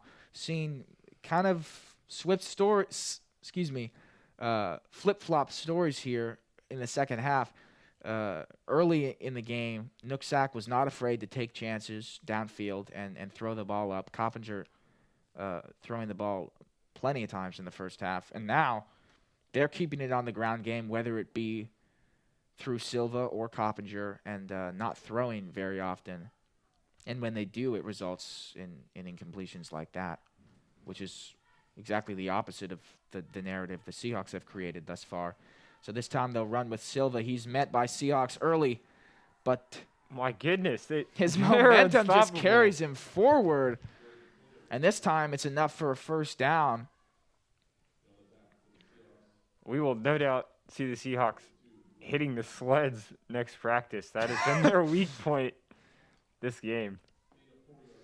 The front four for the Seahawks have put a decent amount of pressure on Coppinger when he does decide to throw the ball, but running the ball has not been a problem for the Pioneers as they continue to do so. This time it's with Wittern, and he'll grab another 2, maybe 3 yards here for the Pioneers on first down. Sitting right around the 25-yard, comfortably at that, are the Pioneers. Just taking their time, waltzing downfield, and making sure the Seahawks defenders get no shortage of snaps tonight. It must be getting in their heads at this point. And maybe that's intentional, you never know. But Nooksack is slowly building themselves a reputation of, undoubtable yardage. Another draw here from Coppinger. Looks as though he might have slipped a little bit, waiting for the block from Silva, which never came. And went ahead and took to the ground, trying to avoid a big hit from the Seahawks there. You can see him now talking to the coach, potentially switching up the methods here in this next play.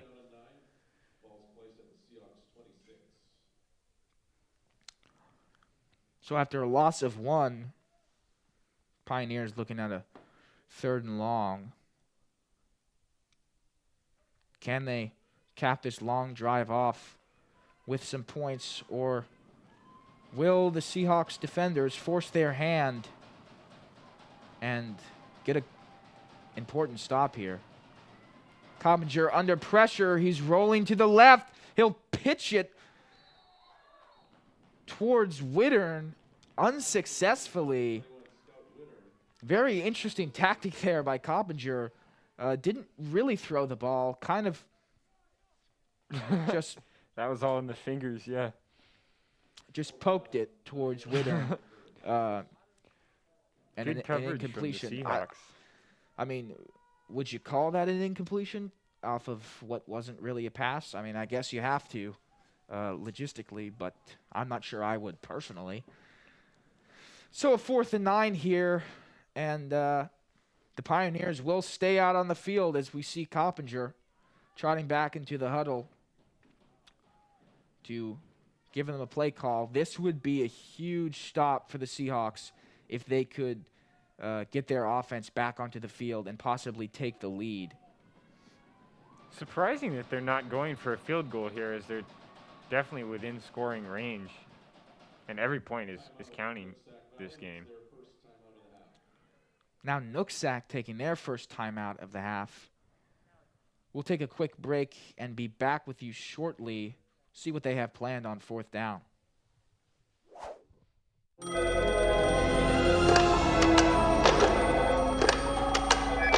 Remember, an unanswered call is no complaint at all. Pretzel crust bag of Little Caesars. Yep, people loved it so much they brought it back. They actually listened to their customers.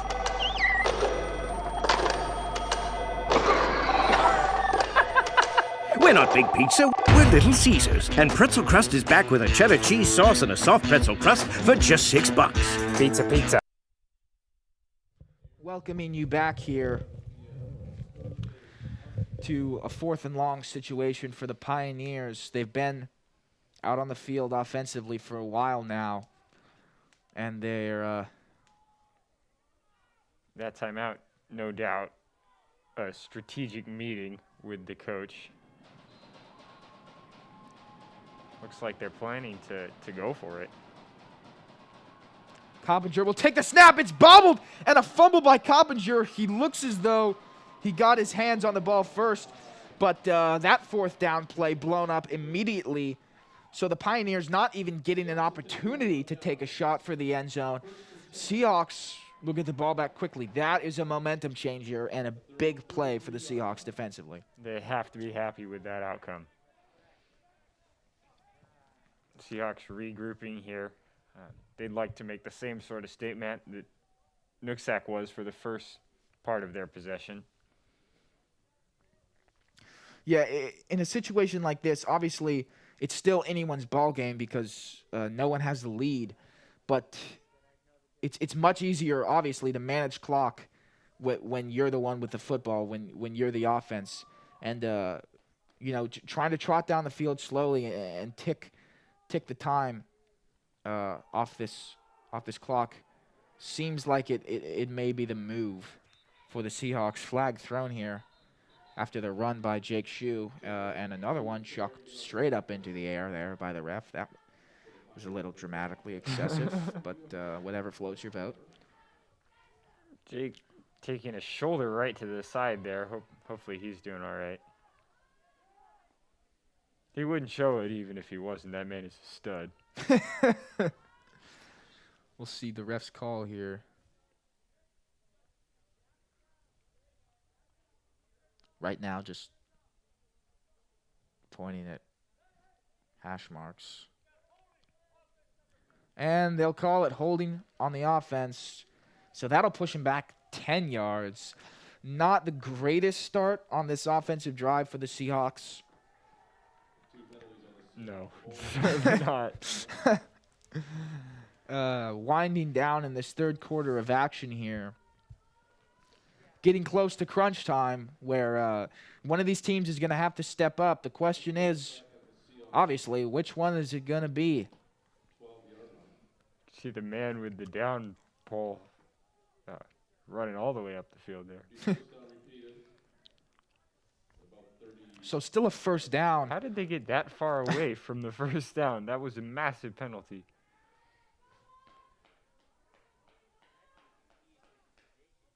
Sitting pretty darn close to the back of the field here, near their end zone, are the Seahawks, right around the 11-yard line. Probably going to run the ball here just to get some room. Never mind. Big blitz there, and bobbled, incomplete. Ooh, lucky play there for the Seahawks. Anytime a tip ball goes up like that and 4 Pioneer defenders are swarming, it's an extreme surprise when no one comes up with an interception.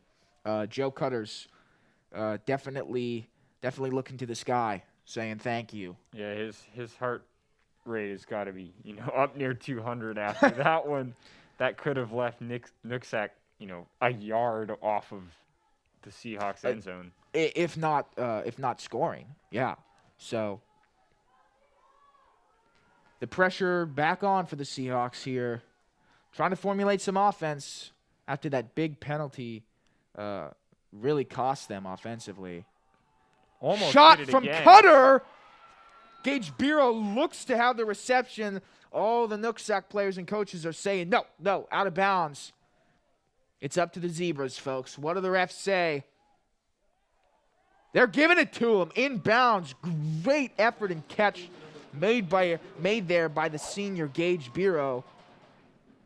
Beautiful ball from Cutter towards the right sideline as we see another swarm of Pioneers, but they couldn't get to him well enough.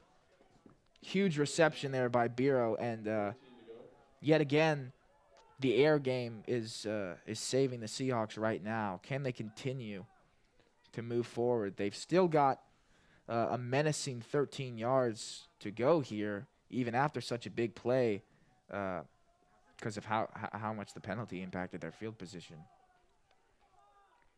Likely sticking with the throw method here. They need the yards.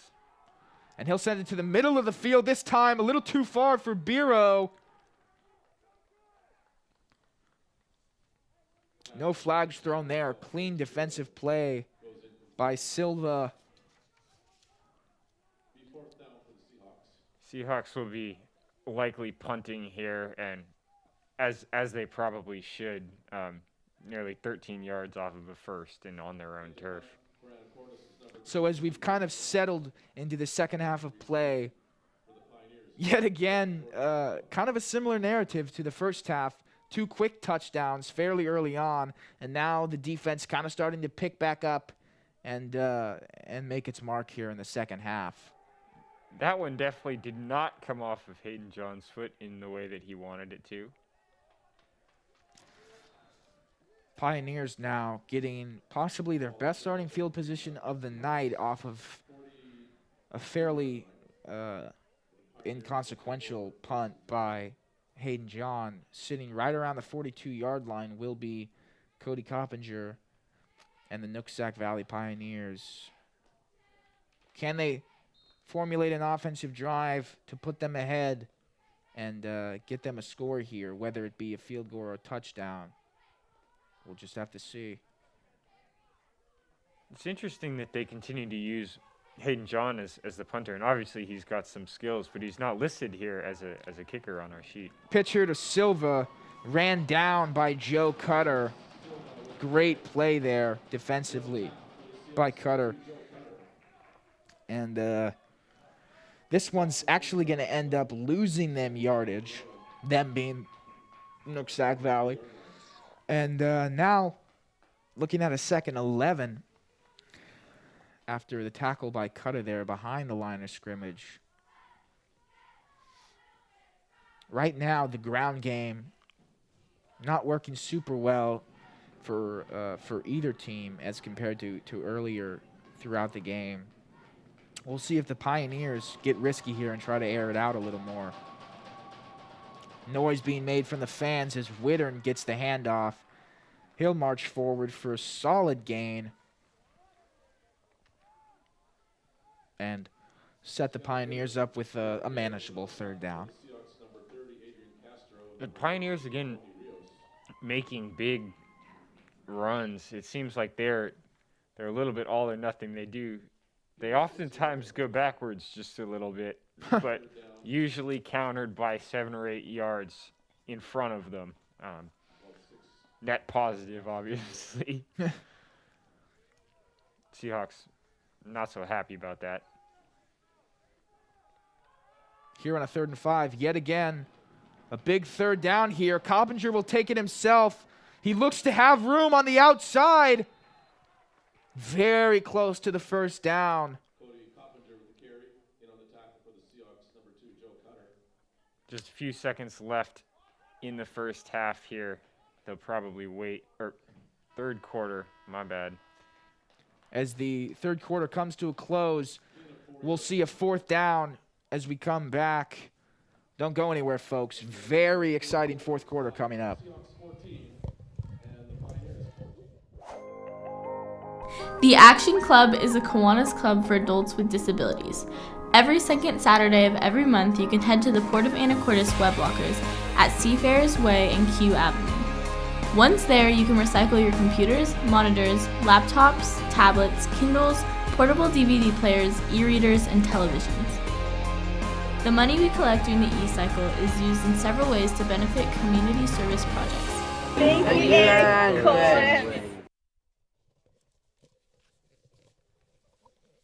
Welcoming you back inside the booth, Michael Hanrahan, alongside Cooper Nichols, as we get ready for the fourth quarter of play. 12 minutes left in this game, and still anybody's ball game right now. As we see, again, the field switched here. So the Pioneers now facing the other direction, still in the same place. 4th and short here, and they will go ahead and go for it. Coppinger takes the snap himself. He's got the first down and a heck of a lot more. Coppinger breaks a tackle. He's free to the end zone. Cody Coppinger gets a rush touchdown under his belt. Jake Shue likely not so thrilled with that tackle. Just barely grabbing the ankles of Coppinger there. But that touchdown is huge with only 12 minutes, as you just said, left to play. The Seahawks need to retaliate. It seems as though, I don't know if it's just our luck or what, but every single opening play of the quarter has been extremely exciting. We saw, well, maybe not opening play, but opening few minutes. You know, in the first half, we saw that fumble right at the beginning. In the third quarter, we saw the huge touchdown run from Jordan Silver, and this time, it's Silva's quarterback, Coppinger, getting a rush touchdown. And may I add, folks, from quite a ways out. It looks like we have an injury here. Can't see who that is, but it is a Seahawks player. That looks to be Adrian Castro, number 30. Players from both sides taking a knee in respect. And he's up. This is a good sign to be walking off the field. Hopefully not too serious of an injury, now jogging. So definitely not anything crazy for Castro. But back to it here. Jeff Boykin now will attempt the extra point to put the Pioneers up 7. He left that one to the last minute, and the Seahawks were just about to get hands on that. So here is where the story is told and the men are made, folks.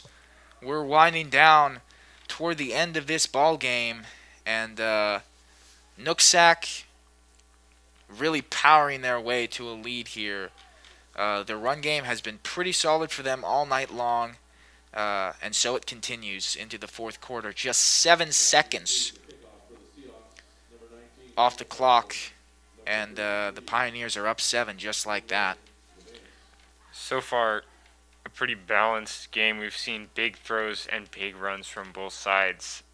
The Seahawks hopefully doing some of that here in the next few minutes. The pressure is definitely on, and I'm sure there are some nerves in the heads of the Seahawks right now. But they do still have almost 12 minutes, so we'll see if they can put something together. Yeah, the interesting thing to note is the difference in how each team has scored on their scoring drives. The Pioneers have really been big play after big play, not taking a lot of time to score, whereas the Seahawks have been sort of driving downfield, controlling the ball. Big run back here from Baldwin.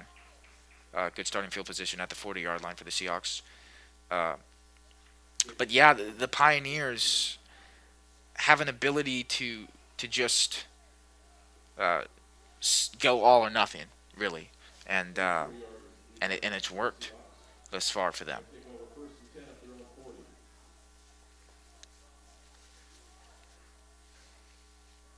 Seahawks here probably looking for consistency, as it's possible they won't get another chance at this one.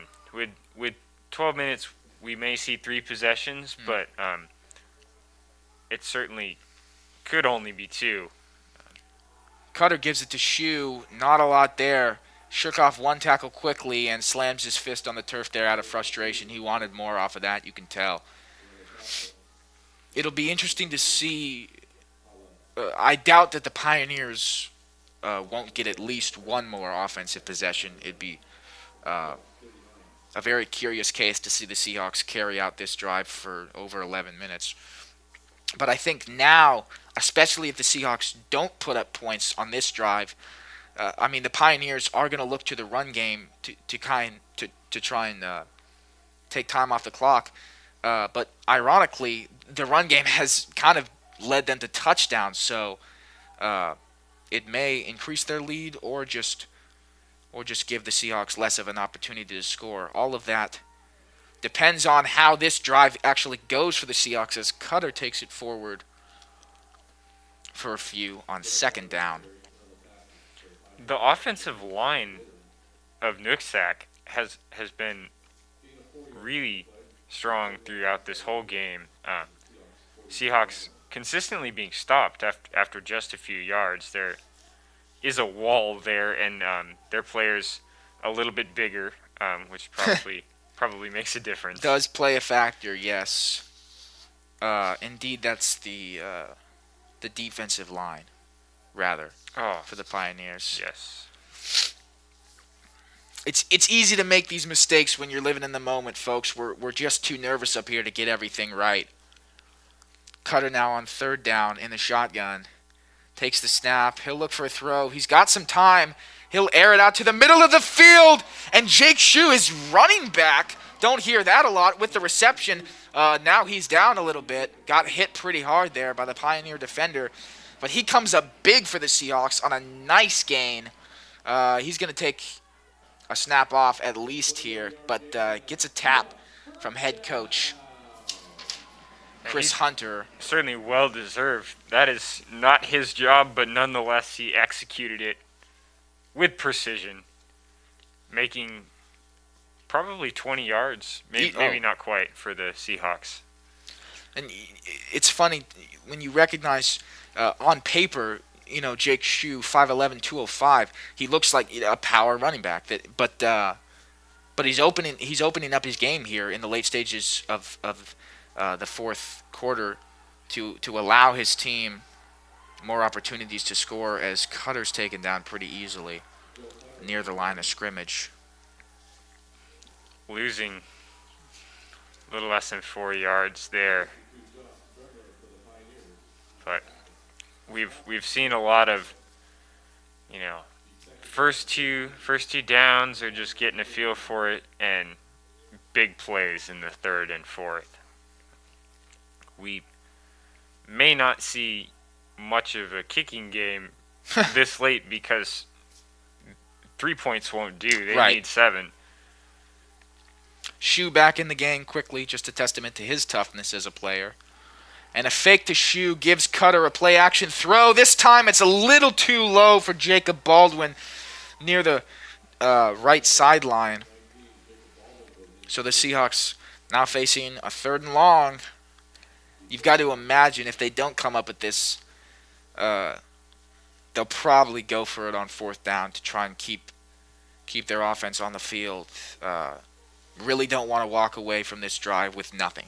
No, this is their best opportunity, and at this point, if they lose it, they're likely to see another one as we still have 8 minutes on the clock, but it would be nice, I'm sure, for it not to come to that. Well, and the other thing is, though they will probably see another possession, it is possible that by that time the Pioneers have increased the lead to 14. Or even just 10. And almost an interception there. Cutter's just been scrambling. Duke Halapiapi. You'll have to excuse me with the pronunciation of that. Might be off. But number 71 got a hand on it momentarily. And just like that, it's 4th and 13. So possibly the biggest play of the night for the Anacortes Seahawks. The nerves are absolutely mounting at this point because, they were already under a lot of pressure, and now with it's double 4th and 13, absolutely.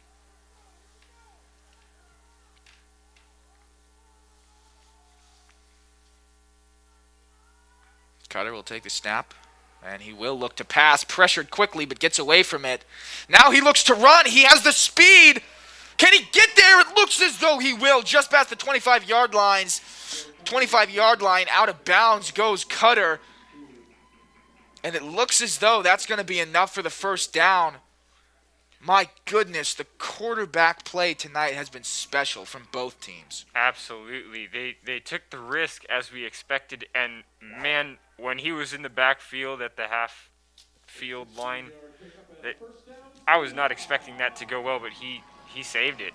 I mean, when you look, the Pioneer defenders had the angle to get to Cutter, but I mean, he was just too quick, and it's incredible how great, as we've seen, of an arm he has, but also how great his legs are.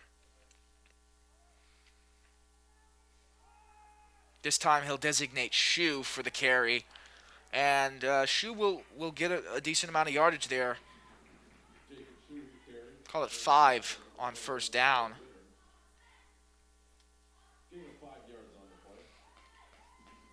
Seahawks are in close range now with only 5 to go for their next first down and three downs to make that happen.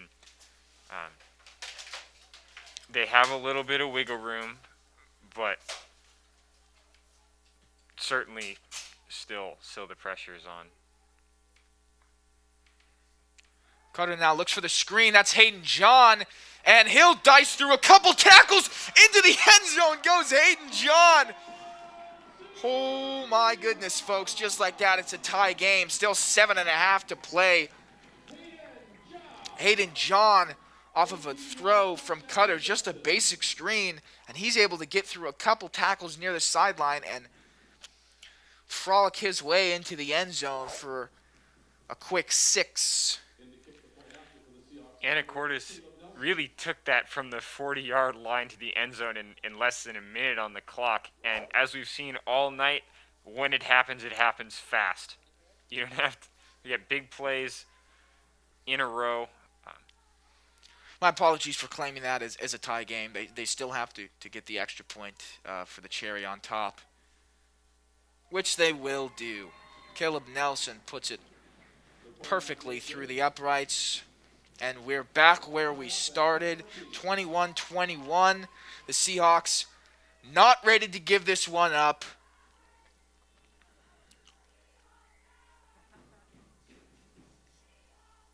Nooksack Valley now with an opportunity to score. Clock becoming more of a factor each and every minute. Certainly, they've been playing catch up for the last part of this quarter, but now Nooksack has taken some of the heat as this could be their last opportunity. We said that last time, but now with 5 less minutes on the clock,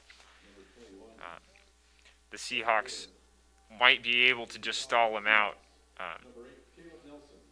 although they need a few more points as well to call it a win. Right. Somebody's going to have to score again, which I have no doubt will occur. The offenses have been firing on all cylinders for both teams, especially of late here.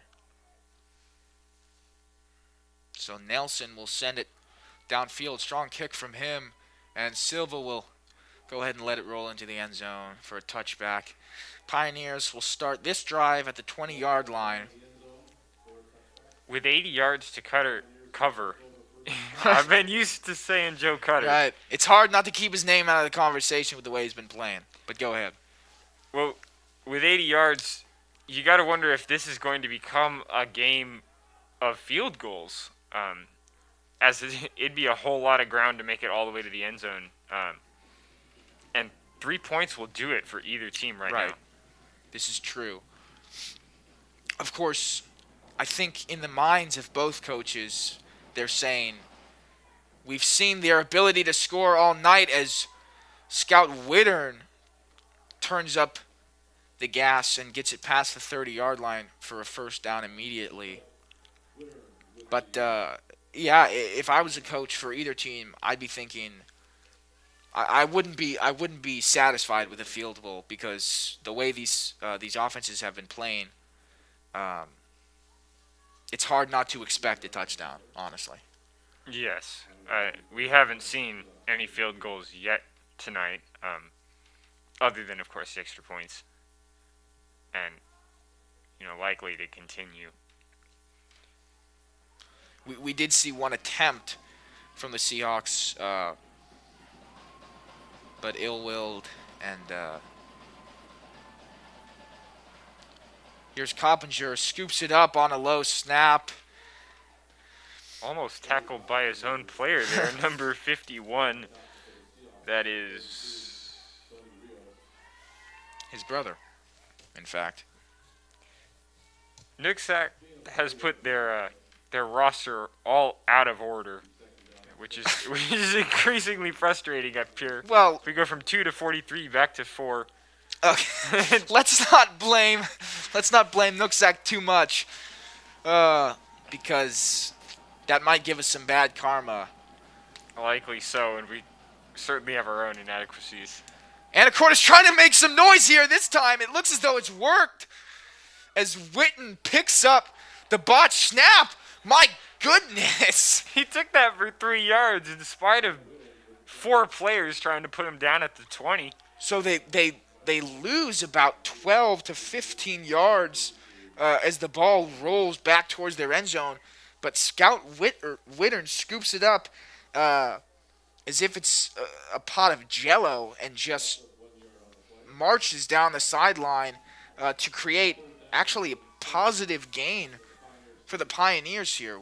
What an effort by the senior.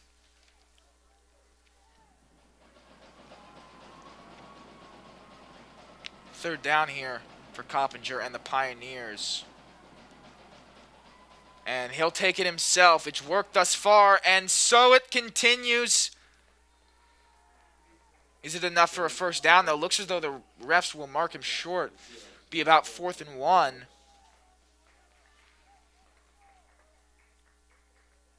That should be a relatively easy drive for them.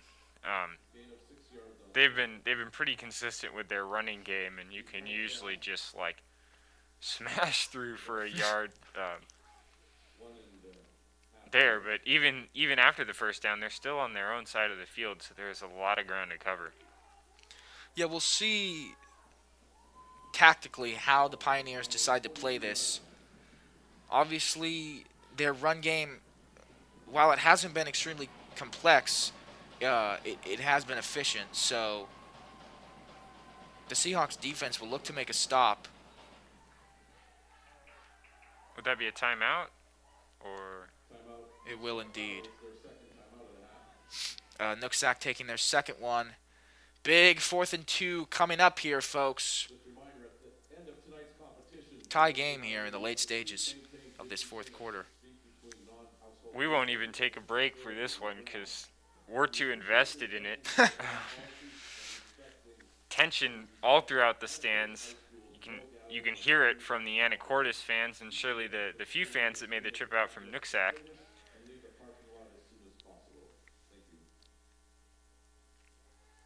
So discussing strategies here.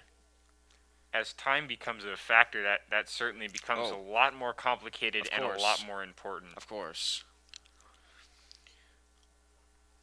Seahawks defense haven't made a ton of huge plays tonight, but it would be a big stop for them if they can hold off the Pioneers offense just one more time, especially with this field position. It would give them a leg up to take the lead. Hopefully they can come all the way around for a fumble here. Coppinger comes around, and he's got the first down and a few more. Still not on the other side of the field are the Pioneers, but Coppinger's run there, enough for a first down. They'll retain possession of the football. Making a bit of a sandwich. Remembering that from last game now. But Seahawk, then Coppinger, and then another one. This analogy may be tracking a little bit more than the last one did.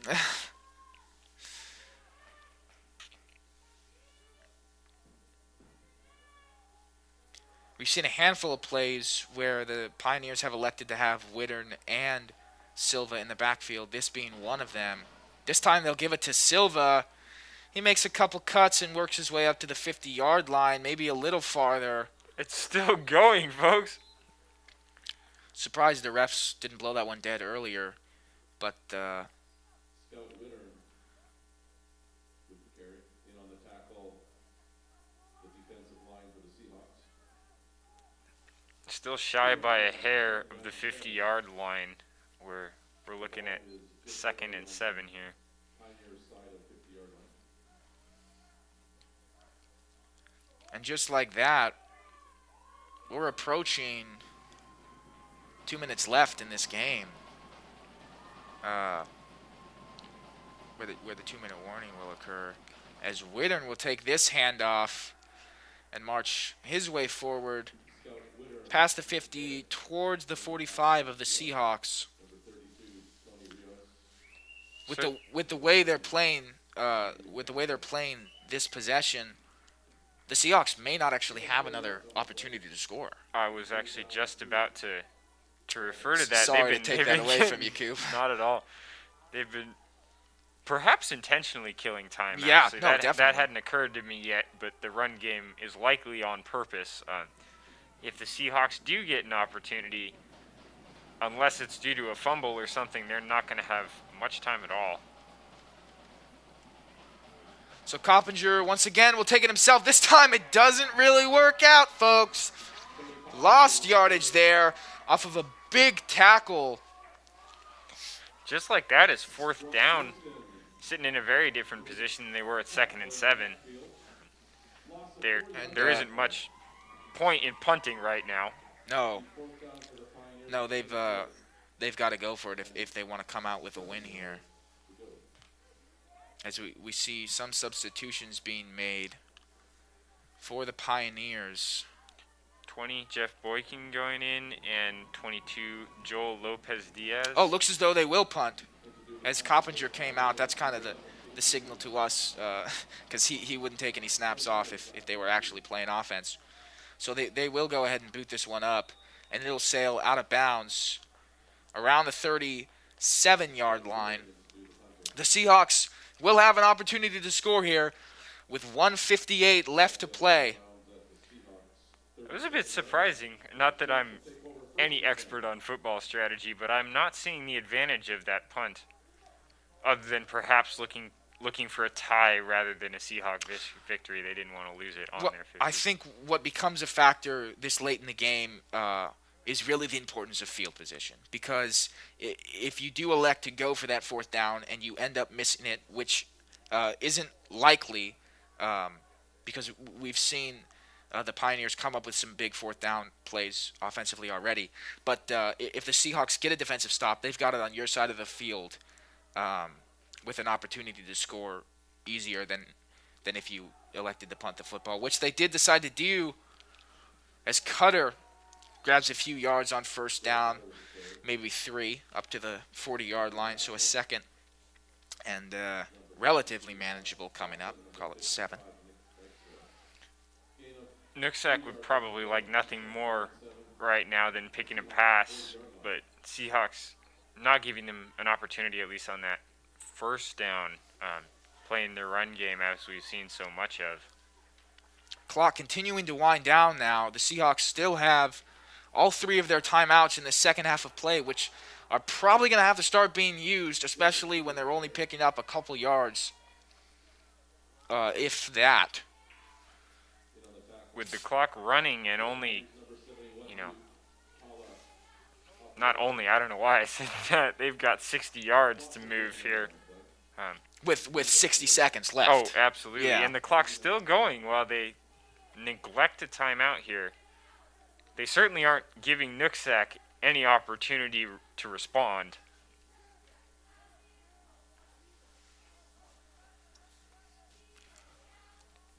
Big 3rd down here from the Seahawks. Now just 40 seconds. Cutter looking deep, far out of range for Gage Bureau. Not sure if that was a miscommunication or just a bit of an off throw for Cutter, but that will stop the clock due to its incomplete nature. And a fourth down will be given to the Anacortes Seahawks. Interested to see how they decide to play this. This is a very, very tricky one because they're pretty much accepting either a tie or a loss if they opt for a punt. But if they give it to Nooksack on the 30, they could be looking at a loss. Looks as though a penalty on the play gave the Seahawks a first down. This is huge. Not only that, but what was that, 10, 20 yards worth of... 10, yeah. So putting them at the 46-yard line now with timeouts, 29 seconds, not a lot of time, but if they can huck one downfield and get a completion, they might be able to complete this comeback. Cutter looking to the sideline for John. He secures the catch. Coaches for the Pioneers saying no. Ref says yes. Hayden John continuing to reveal his skills as a clutch player here for the Seahawks. They won't even need to burn a timeout as he sailed out of bounds after the catch off of a beautiful throw from Cutter. You see what a sideline toe tapper for Hayden John. It is really coming down to the last seconds here, and I don't believe they play overtime. So this 20 seconds is all either team's going to get to make something happen. Now, and here's where I have to say, Cooper, you might have called it earlier. Field goals becoming more of a factor in the conversation, because if they can push themselves up to right around the 20-yard line, that is within Nelson's range comfortably.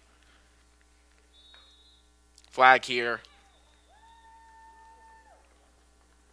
And looks as though it'll be a delay of game. Didn't see that one coming.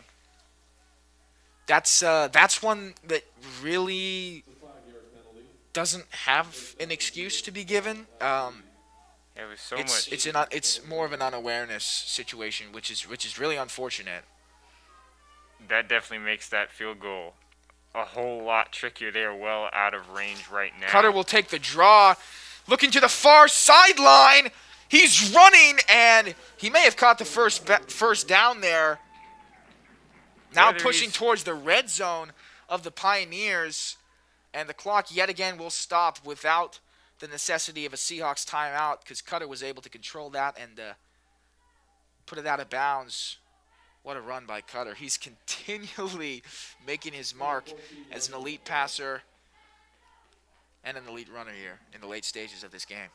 That play, just an absolute game changer. They could kick a field goal from here, but they've still got 3 more chances for the first down.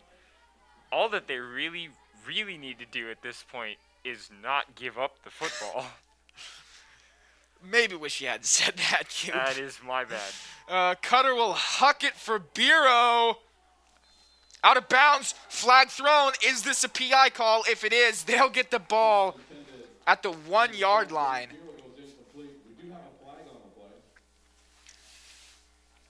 Coming down to the wire, literally 12 seconds on the clock here, folks. Refs discussing this. Whatever the play call is here, it's going to be a huge... We've just been informed, actually, that the overtime is up to the ref's discretion.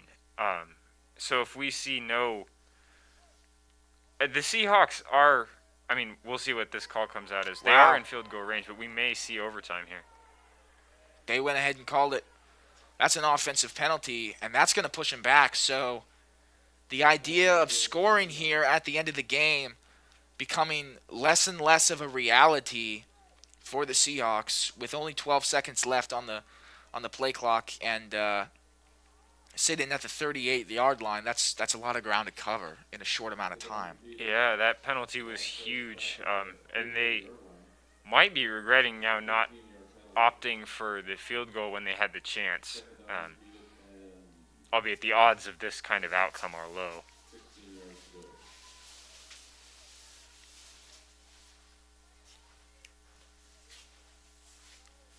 Seahawks coming out of the huddle here. Can Cutter pull off one more miracle before the time runs out? We sure hope so. We'd love to see a victory here. It's been such an exciting game. Cutter has the time.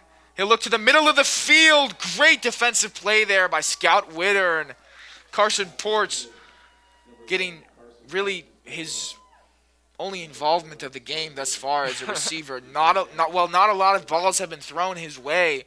That time, not at fault is Ports. A great defensive stop. At 3rd and 16, they'll surely try to make some yardage here. But in the case that it goes to 4th down without a whole lot of yards on this play, well, we don't really know what's going to happen. It's kind of a crazy predicament.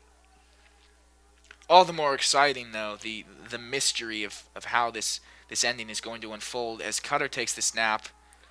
He's going deep for the end zone. It's Hayden John, and he can't come up with the reception. He's been there most of the night, but this time the clock will run out as the sirens buzz, and 2:21s are still on the scoreboard. We'll see what the refs decide to go with here.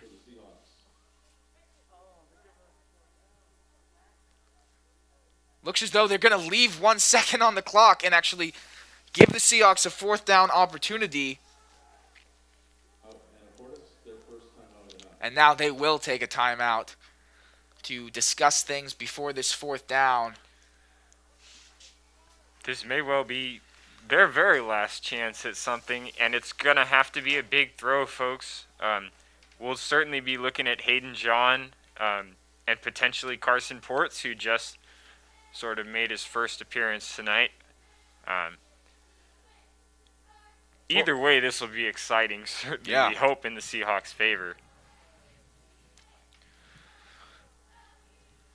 Normally we would take a little break during a timeout, but far too nervous are we up in the booth, and we're sure you are as well at home to leave anything up to chance and possibly have you miss this upcoming play, which we definitely wouldn't want to take away from you. So here we go, folks. The Pioneers defense coming back onto the field. Seahawks getting in some last-second words between players and coaches. I mean, this is it. This really is.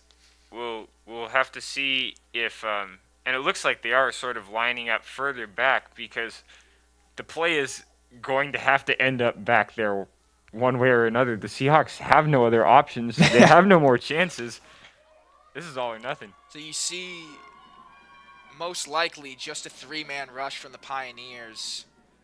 And a lot of DBs back.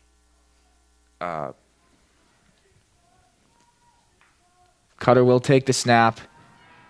Blitz coming. He flings it far to Bureau and just a little out of reach for Gage Bureau on the far sideline. That's going to wrap up regulation time here. And it came pretty close with that one. Certainly no connection, but Bureau was there. It's too bad that they were not able to pull that one out. So this game will in fact end in a tie, 21-21. The Seahawks unable to come up with a score there. We'll go ahead and take a break as the teams cheer on each other for the ending and come back with the post-game breakdown. See you in a few. Go a few blocks into Old Town Anacortes and you'll find Dad's Diner. With breakfast and lunch served all day, you'll definitely find the perfect meal. All of their food is prepared fresh each day, from the delicious house salad with salmon to the savory BLT. Dad's Diner, open Tuesday through Sunday, is located on Commercial between 9th and 10th Street. Come on down and grab a bite. Kennelly Keys Music in Anacortes is your one-stop shop for all your musical needs. As a full-service music retailer, Kennelly Keys offers everything from sales and rentals to music lessons and repairs. Whatever you need, Kennelly Keys Music has you covered.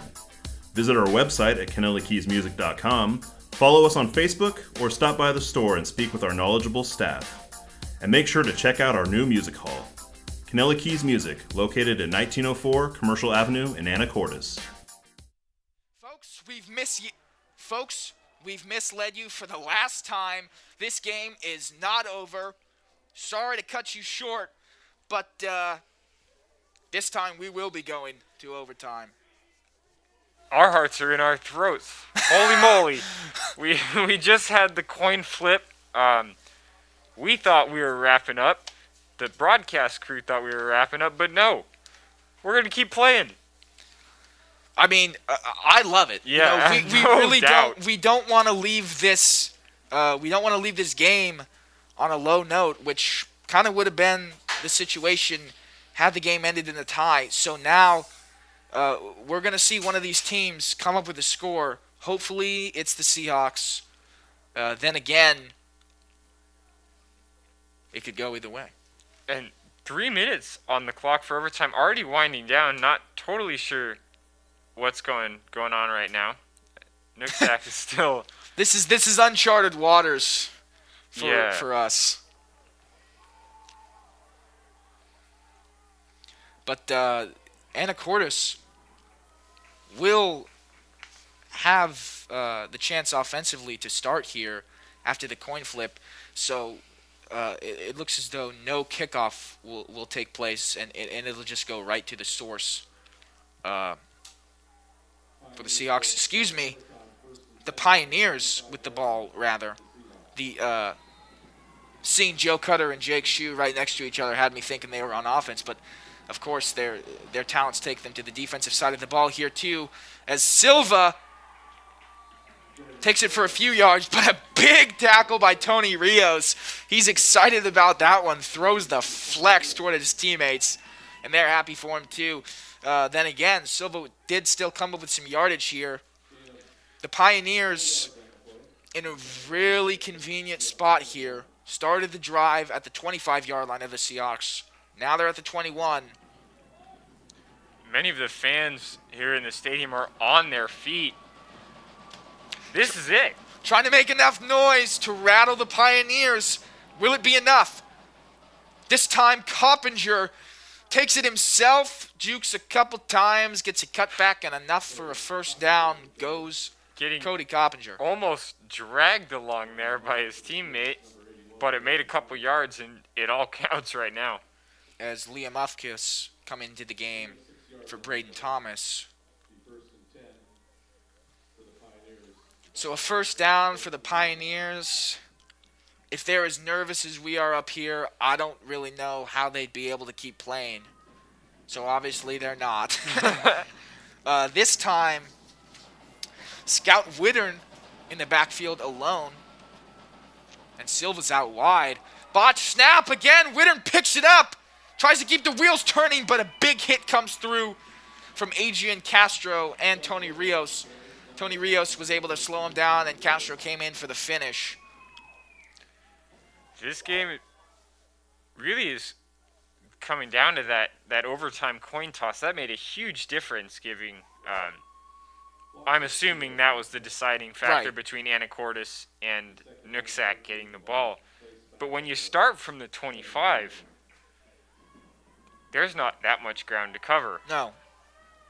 And there's not that much room for the Seahawks to make mistakes defensively either. We see no time on the clock here. Not sure how this plays out. We're in no man's land, and so is Coppinger. He falls down right around the line of scrimmage, 15-yard line. So a third and long coming up for the Pioneers.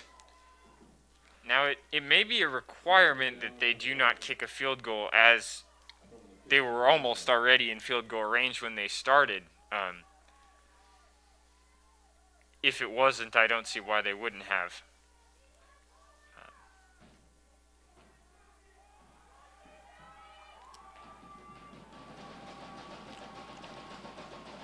Now playing trips left are the Pioneers. And Coppinger is in fact going to look to throw, but this time he'll run it. And he's taken down immediately by Garrett Bickley. Great tackle none of there us by saw the that one Seahawks. coming. No. He came out of nowhere. Normally Coppinger, when he finds an alley to run, he picks up great yardage. And that time, he's frustrated, as you can see near the sidelines, because it didn't go as he would have hoped, you know? Interestingly, he's not in play here. I think they will be going for a field goal try, which theoretically would give the Seahawks an opportunity offensively to try and score. Are the Seahawks guaranteed an opportunity? I believe here? so. If That a would make field sense. goal is made instead of a touchdown, the Seahawks would get a chance to go down the field and try to score, as we see a timeout here from Anacortes to try and ice the Pioneers kicker before he sends that ball towards the uprights. Nooksack trying to get their first win of the season here. I don't think a field goal right now would give it to them, although we've been wrong throughout the game before. That so is the only no promises. reliable thing is us making. True. Yeah. True. The only consistency is inconsistency. On our part.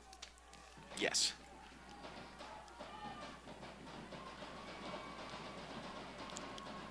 Now, if they missed the field goal, Interestingly, actually, I'm not even going to go there. Interestingly, Jeff Boykin, the normal kicker, is not taking this one. It's instead Scout Wittern, who's had his fair share of moments today.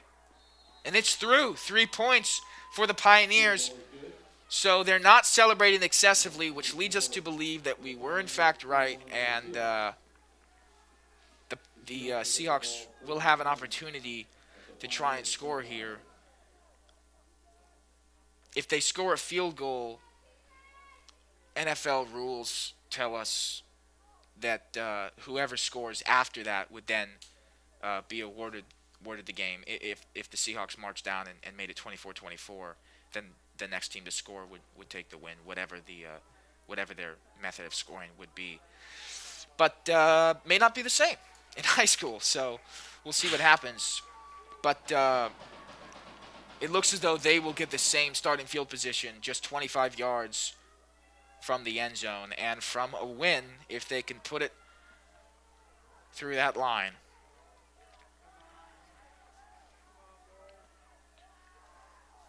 This is really a prime time for false starts, as there's so much stress going on, and so hopefully they'll hold it together. Cutter takes it himself on a read option, grabs 5 on first down. So the Seahawks not going crazy and trying to throw up anything deep right now, just kind of keeping it controlled, running the football, coming back to their to what they know, which is the ground game. And they really have no incentive to do otherwise here. They have control now with Nooksack not getting another opportunity. Cutter will take the quarterback draw, and momentum from the tackle by Silva actually pulls him forward for a couple more yards. Sorry for the interruption there, Coop. Third down for the Seahawks. It's interesting. I'd be interested, rather, to see if they gained a few yards but not enough for a first down, whether or not they would try a field goal and give it back to the Pioneers, or just go for a fourth down play. Now they'll take a timeout again to try and talk things over and strategize their way to a win here. The refs here meeting up. We're not sure if it's up to their discretion as to whether there is more overtime after this. We certainly hope there is. I would like some closure. Well, first and foremost, we hope that a touchdown is scored by the Seahawks. Yeah, no overtime. Only victory.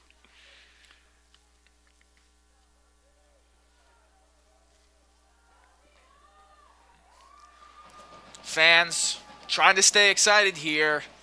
I'm sure they thought by this point they'd be bundled up on their couches at home sipping hot chocolate, but instead they're still freezing their bippies off here in the metal stands at Rice Field. But it's entertainment, man, and that's what you want to see. Cutter, again, taking the draw himself. Not enough for the first down. Looks to be about a 4th and 1. So this I'm sure is a very tough decision. Right. They could hedge their bets and just take the field goal, see what happens from there. That's well within range. But if we knew what to expect from the refs as to ongoing overtime, we would have a more informed prediction for you. But this could also end up in a run, and it looks like it might be.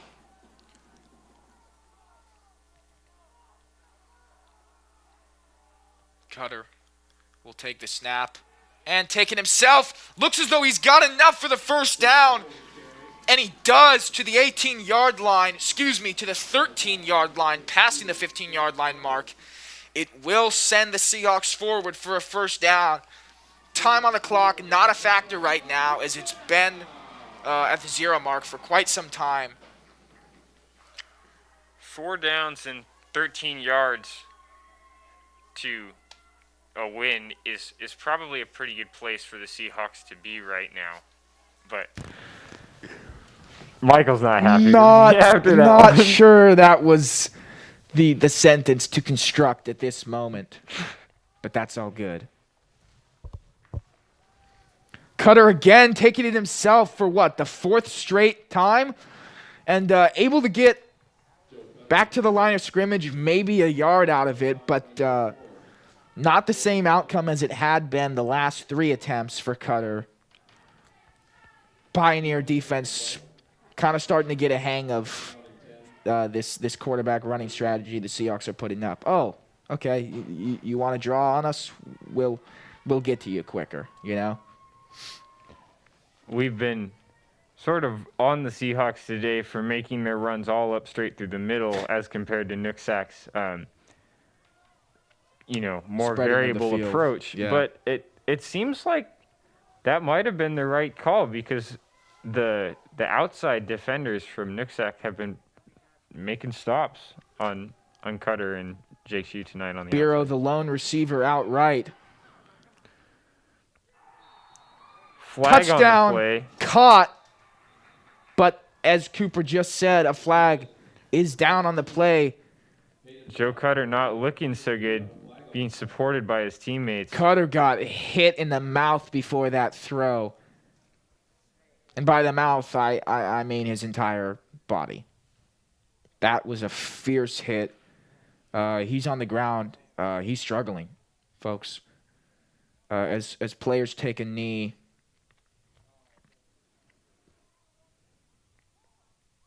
we'll see what the strategy is here for the Seahawks. If that touchdown doesn't stand due to a flag, it would have to be offensive. But if Cutter's unable to continue and the touchdown is not called, then the Seahawks would end up bringing in the freshman Rex Larson to play, which the reason for him entering the game would obviously be extremely unfortunate, as it would mean the senior Joe Cutter is unable to continue. But also, we would love to see some freshman inclusion in this game, especially if he could wrap it up. But again, really, really nerve-wracking sight we're seeing in the middle of the field here for Joe Cutter. The refs and the medic coming in here, this is not a good place to be in. And we see him getting up, but at this point, hopefully going out for his own safety. Concussions particularly in hits to head like that, are a huge deal in football. And we would not like to see that at all from such young players. Right. I'm sure, yeah, Cutter would not want to wrap up his season with an injury like that. Still unsure of what the flag call was. Looks as though it's offensive. So Rex Larson, that's number 4 out there, is going to get an opportunity to play here. We'll see what the freshman is made out of. Can he lead the Seahawks to a win with Cutter out on the sidelines after a monstrous hit from the Pioneers in the last play? This may sort of shift the Seahawks game more towards the running as, I am sorely mistaken. That is a throw. Larson takes a shot towards Hayden John. It's a little short. Interestingly enough, you would expect them to kind of lean more into the run game. But seeing Rex firsthand at practice a handful of times, he does have what seems like the better arm. Athletically speaking, Cutter has it. Just overall, but Larson is no amateur. He knows what he's doing in the quarterback position. That being said, it doesn't really matter because Cutter's back in. That was fast. That was extremely fast. That was as fast as he is.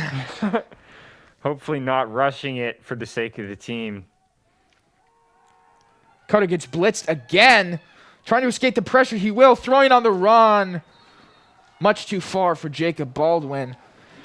If the Seahawks can't come up with a score here, as we see that hit on Cutter one more time, Nick Dykstra came in there and just rumped him. If they can't get a first down or score on this play, after being awarded an opportunity to continue this overtime and possibly get a win, I think the Seahawks would face defeat. Unfortunately so. Hopefully it doesn't come to that. We're not there yet. One more play. And they're going for it.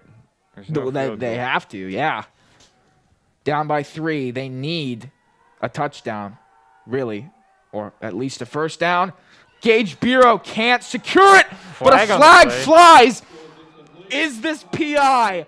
Folks, this game just will not end. This is incredible. They've kept us on the edge of our seats for over 2.5 hours now. Man, the time flies. I did not even notice. Hopefully, that one is on the defense. Because we would love it if the Seahawks had another opportunity, and at this point, it's looking like it is. Because I mean, they're sitting out there. The Pioneers' defense isn't going anywhere. I suppose no point in flagging the offense after that, anyways.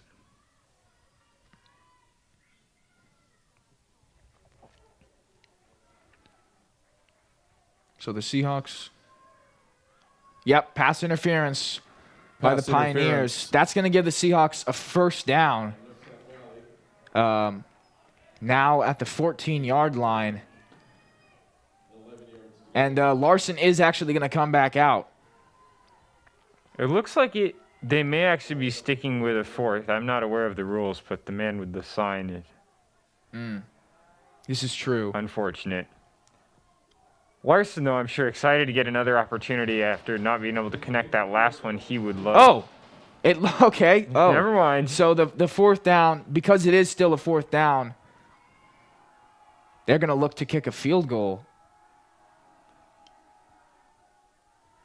My goodness, folks, this is insane. It's no good. There it is. Nooksack has taken the game. Folks, they made us wait until overtime. They got a field goal. It came down to the wire for the Seahawks, and they were unable to capitalize with a lot of extra added chances. Nooksack Valley getting their first win of the season here against their hometown Seahawks. What a game.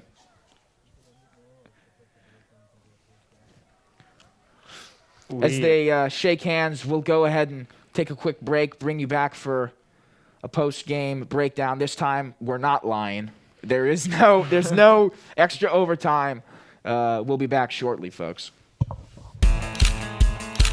Each year, thousands of fantastic pictures are taken by yearbook photographers of AHS sporting events, assemblies, performing arts, and more. The best of these photos are now available to you online. Just point your browser to ahs.smugmug.com. You can download digital images or order prints right from your computer or phone with the SmugMug app. How cool is that?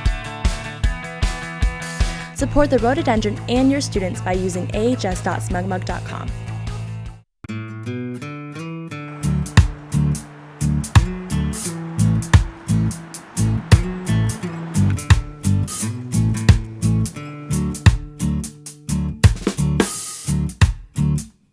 Here.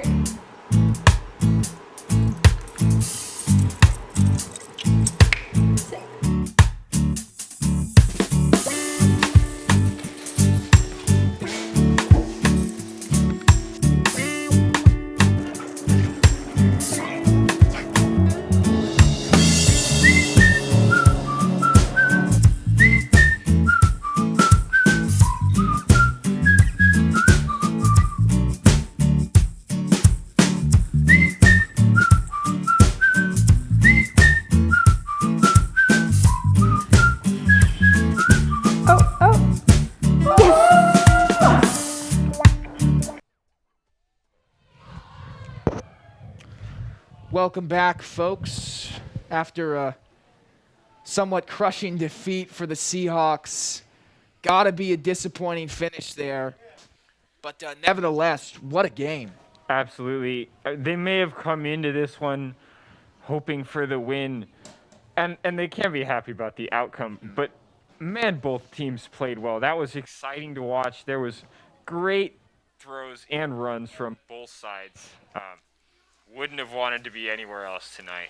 And I think, as we talked about early in the game, the idea that the Seahawks are only going to see 6 people leave their roster for next season, where hopefully, the COVID restrictions will be pretty loose by then, and we'll see more of a full schedule and whatnot.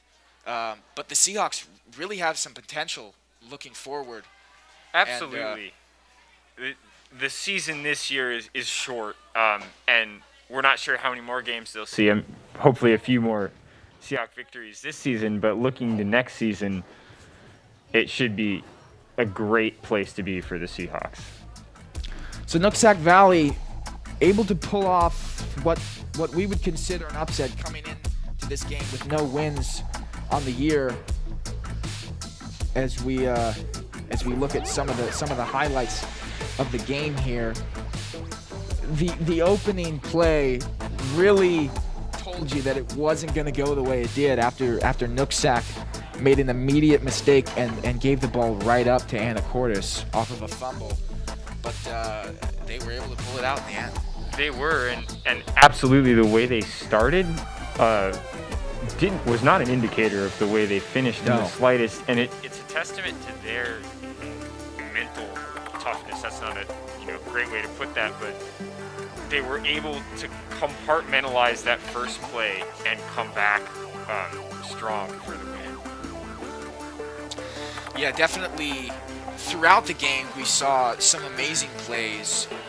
In the second half, more so than the first, the Seahawks were able to open up the passing game and really give Cutter more chances to move the ball downfield in the air. Of course, his legs were of great help to him through 4 quarters as well. He made some serious plays completely by himself, but also put balls in the hands of wide receivers who helped him out a bunch as well. Absolutely. Jake Shue, great plays mentioning as well. Our thoughts all go out to Joe Cutter. Hopefully he is okay and going to recover. We're going to wrap up tonight as the lights dim on the field. We'll leave you a few more replays, and we will see you next time.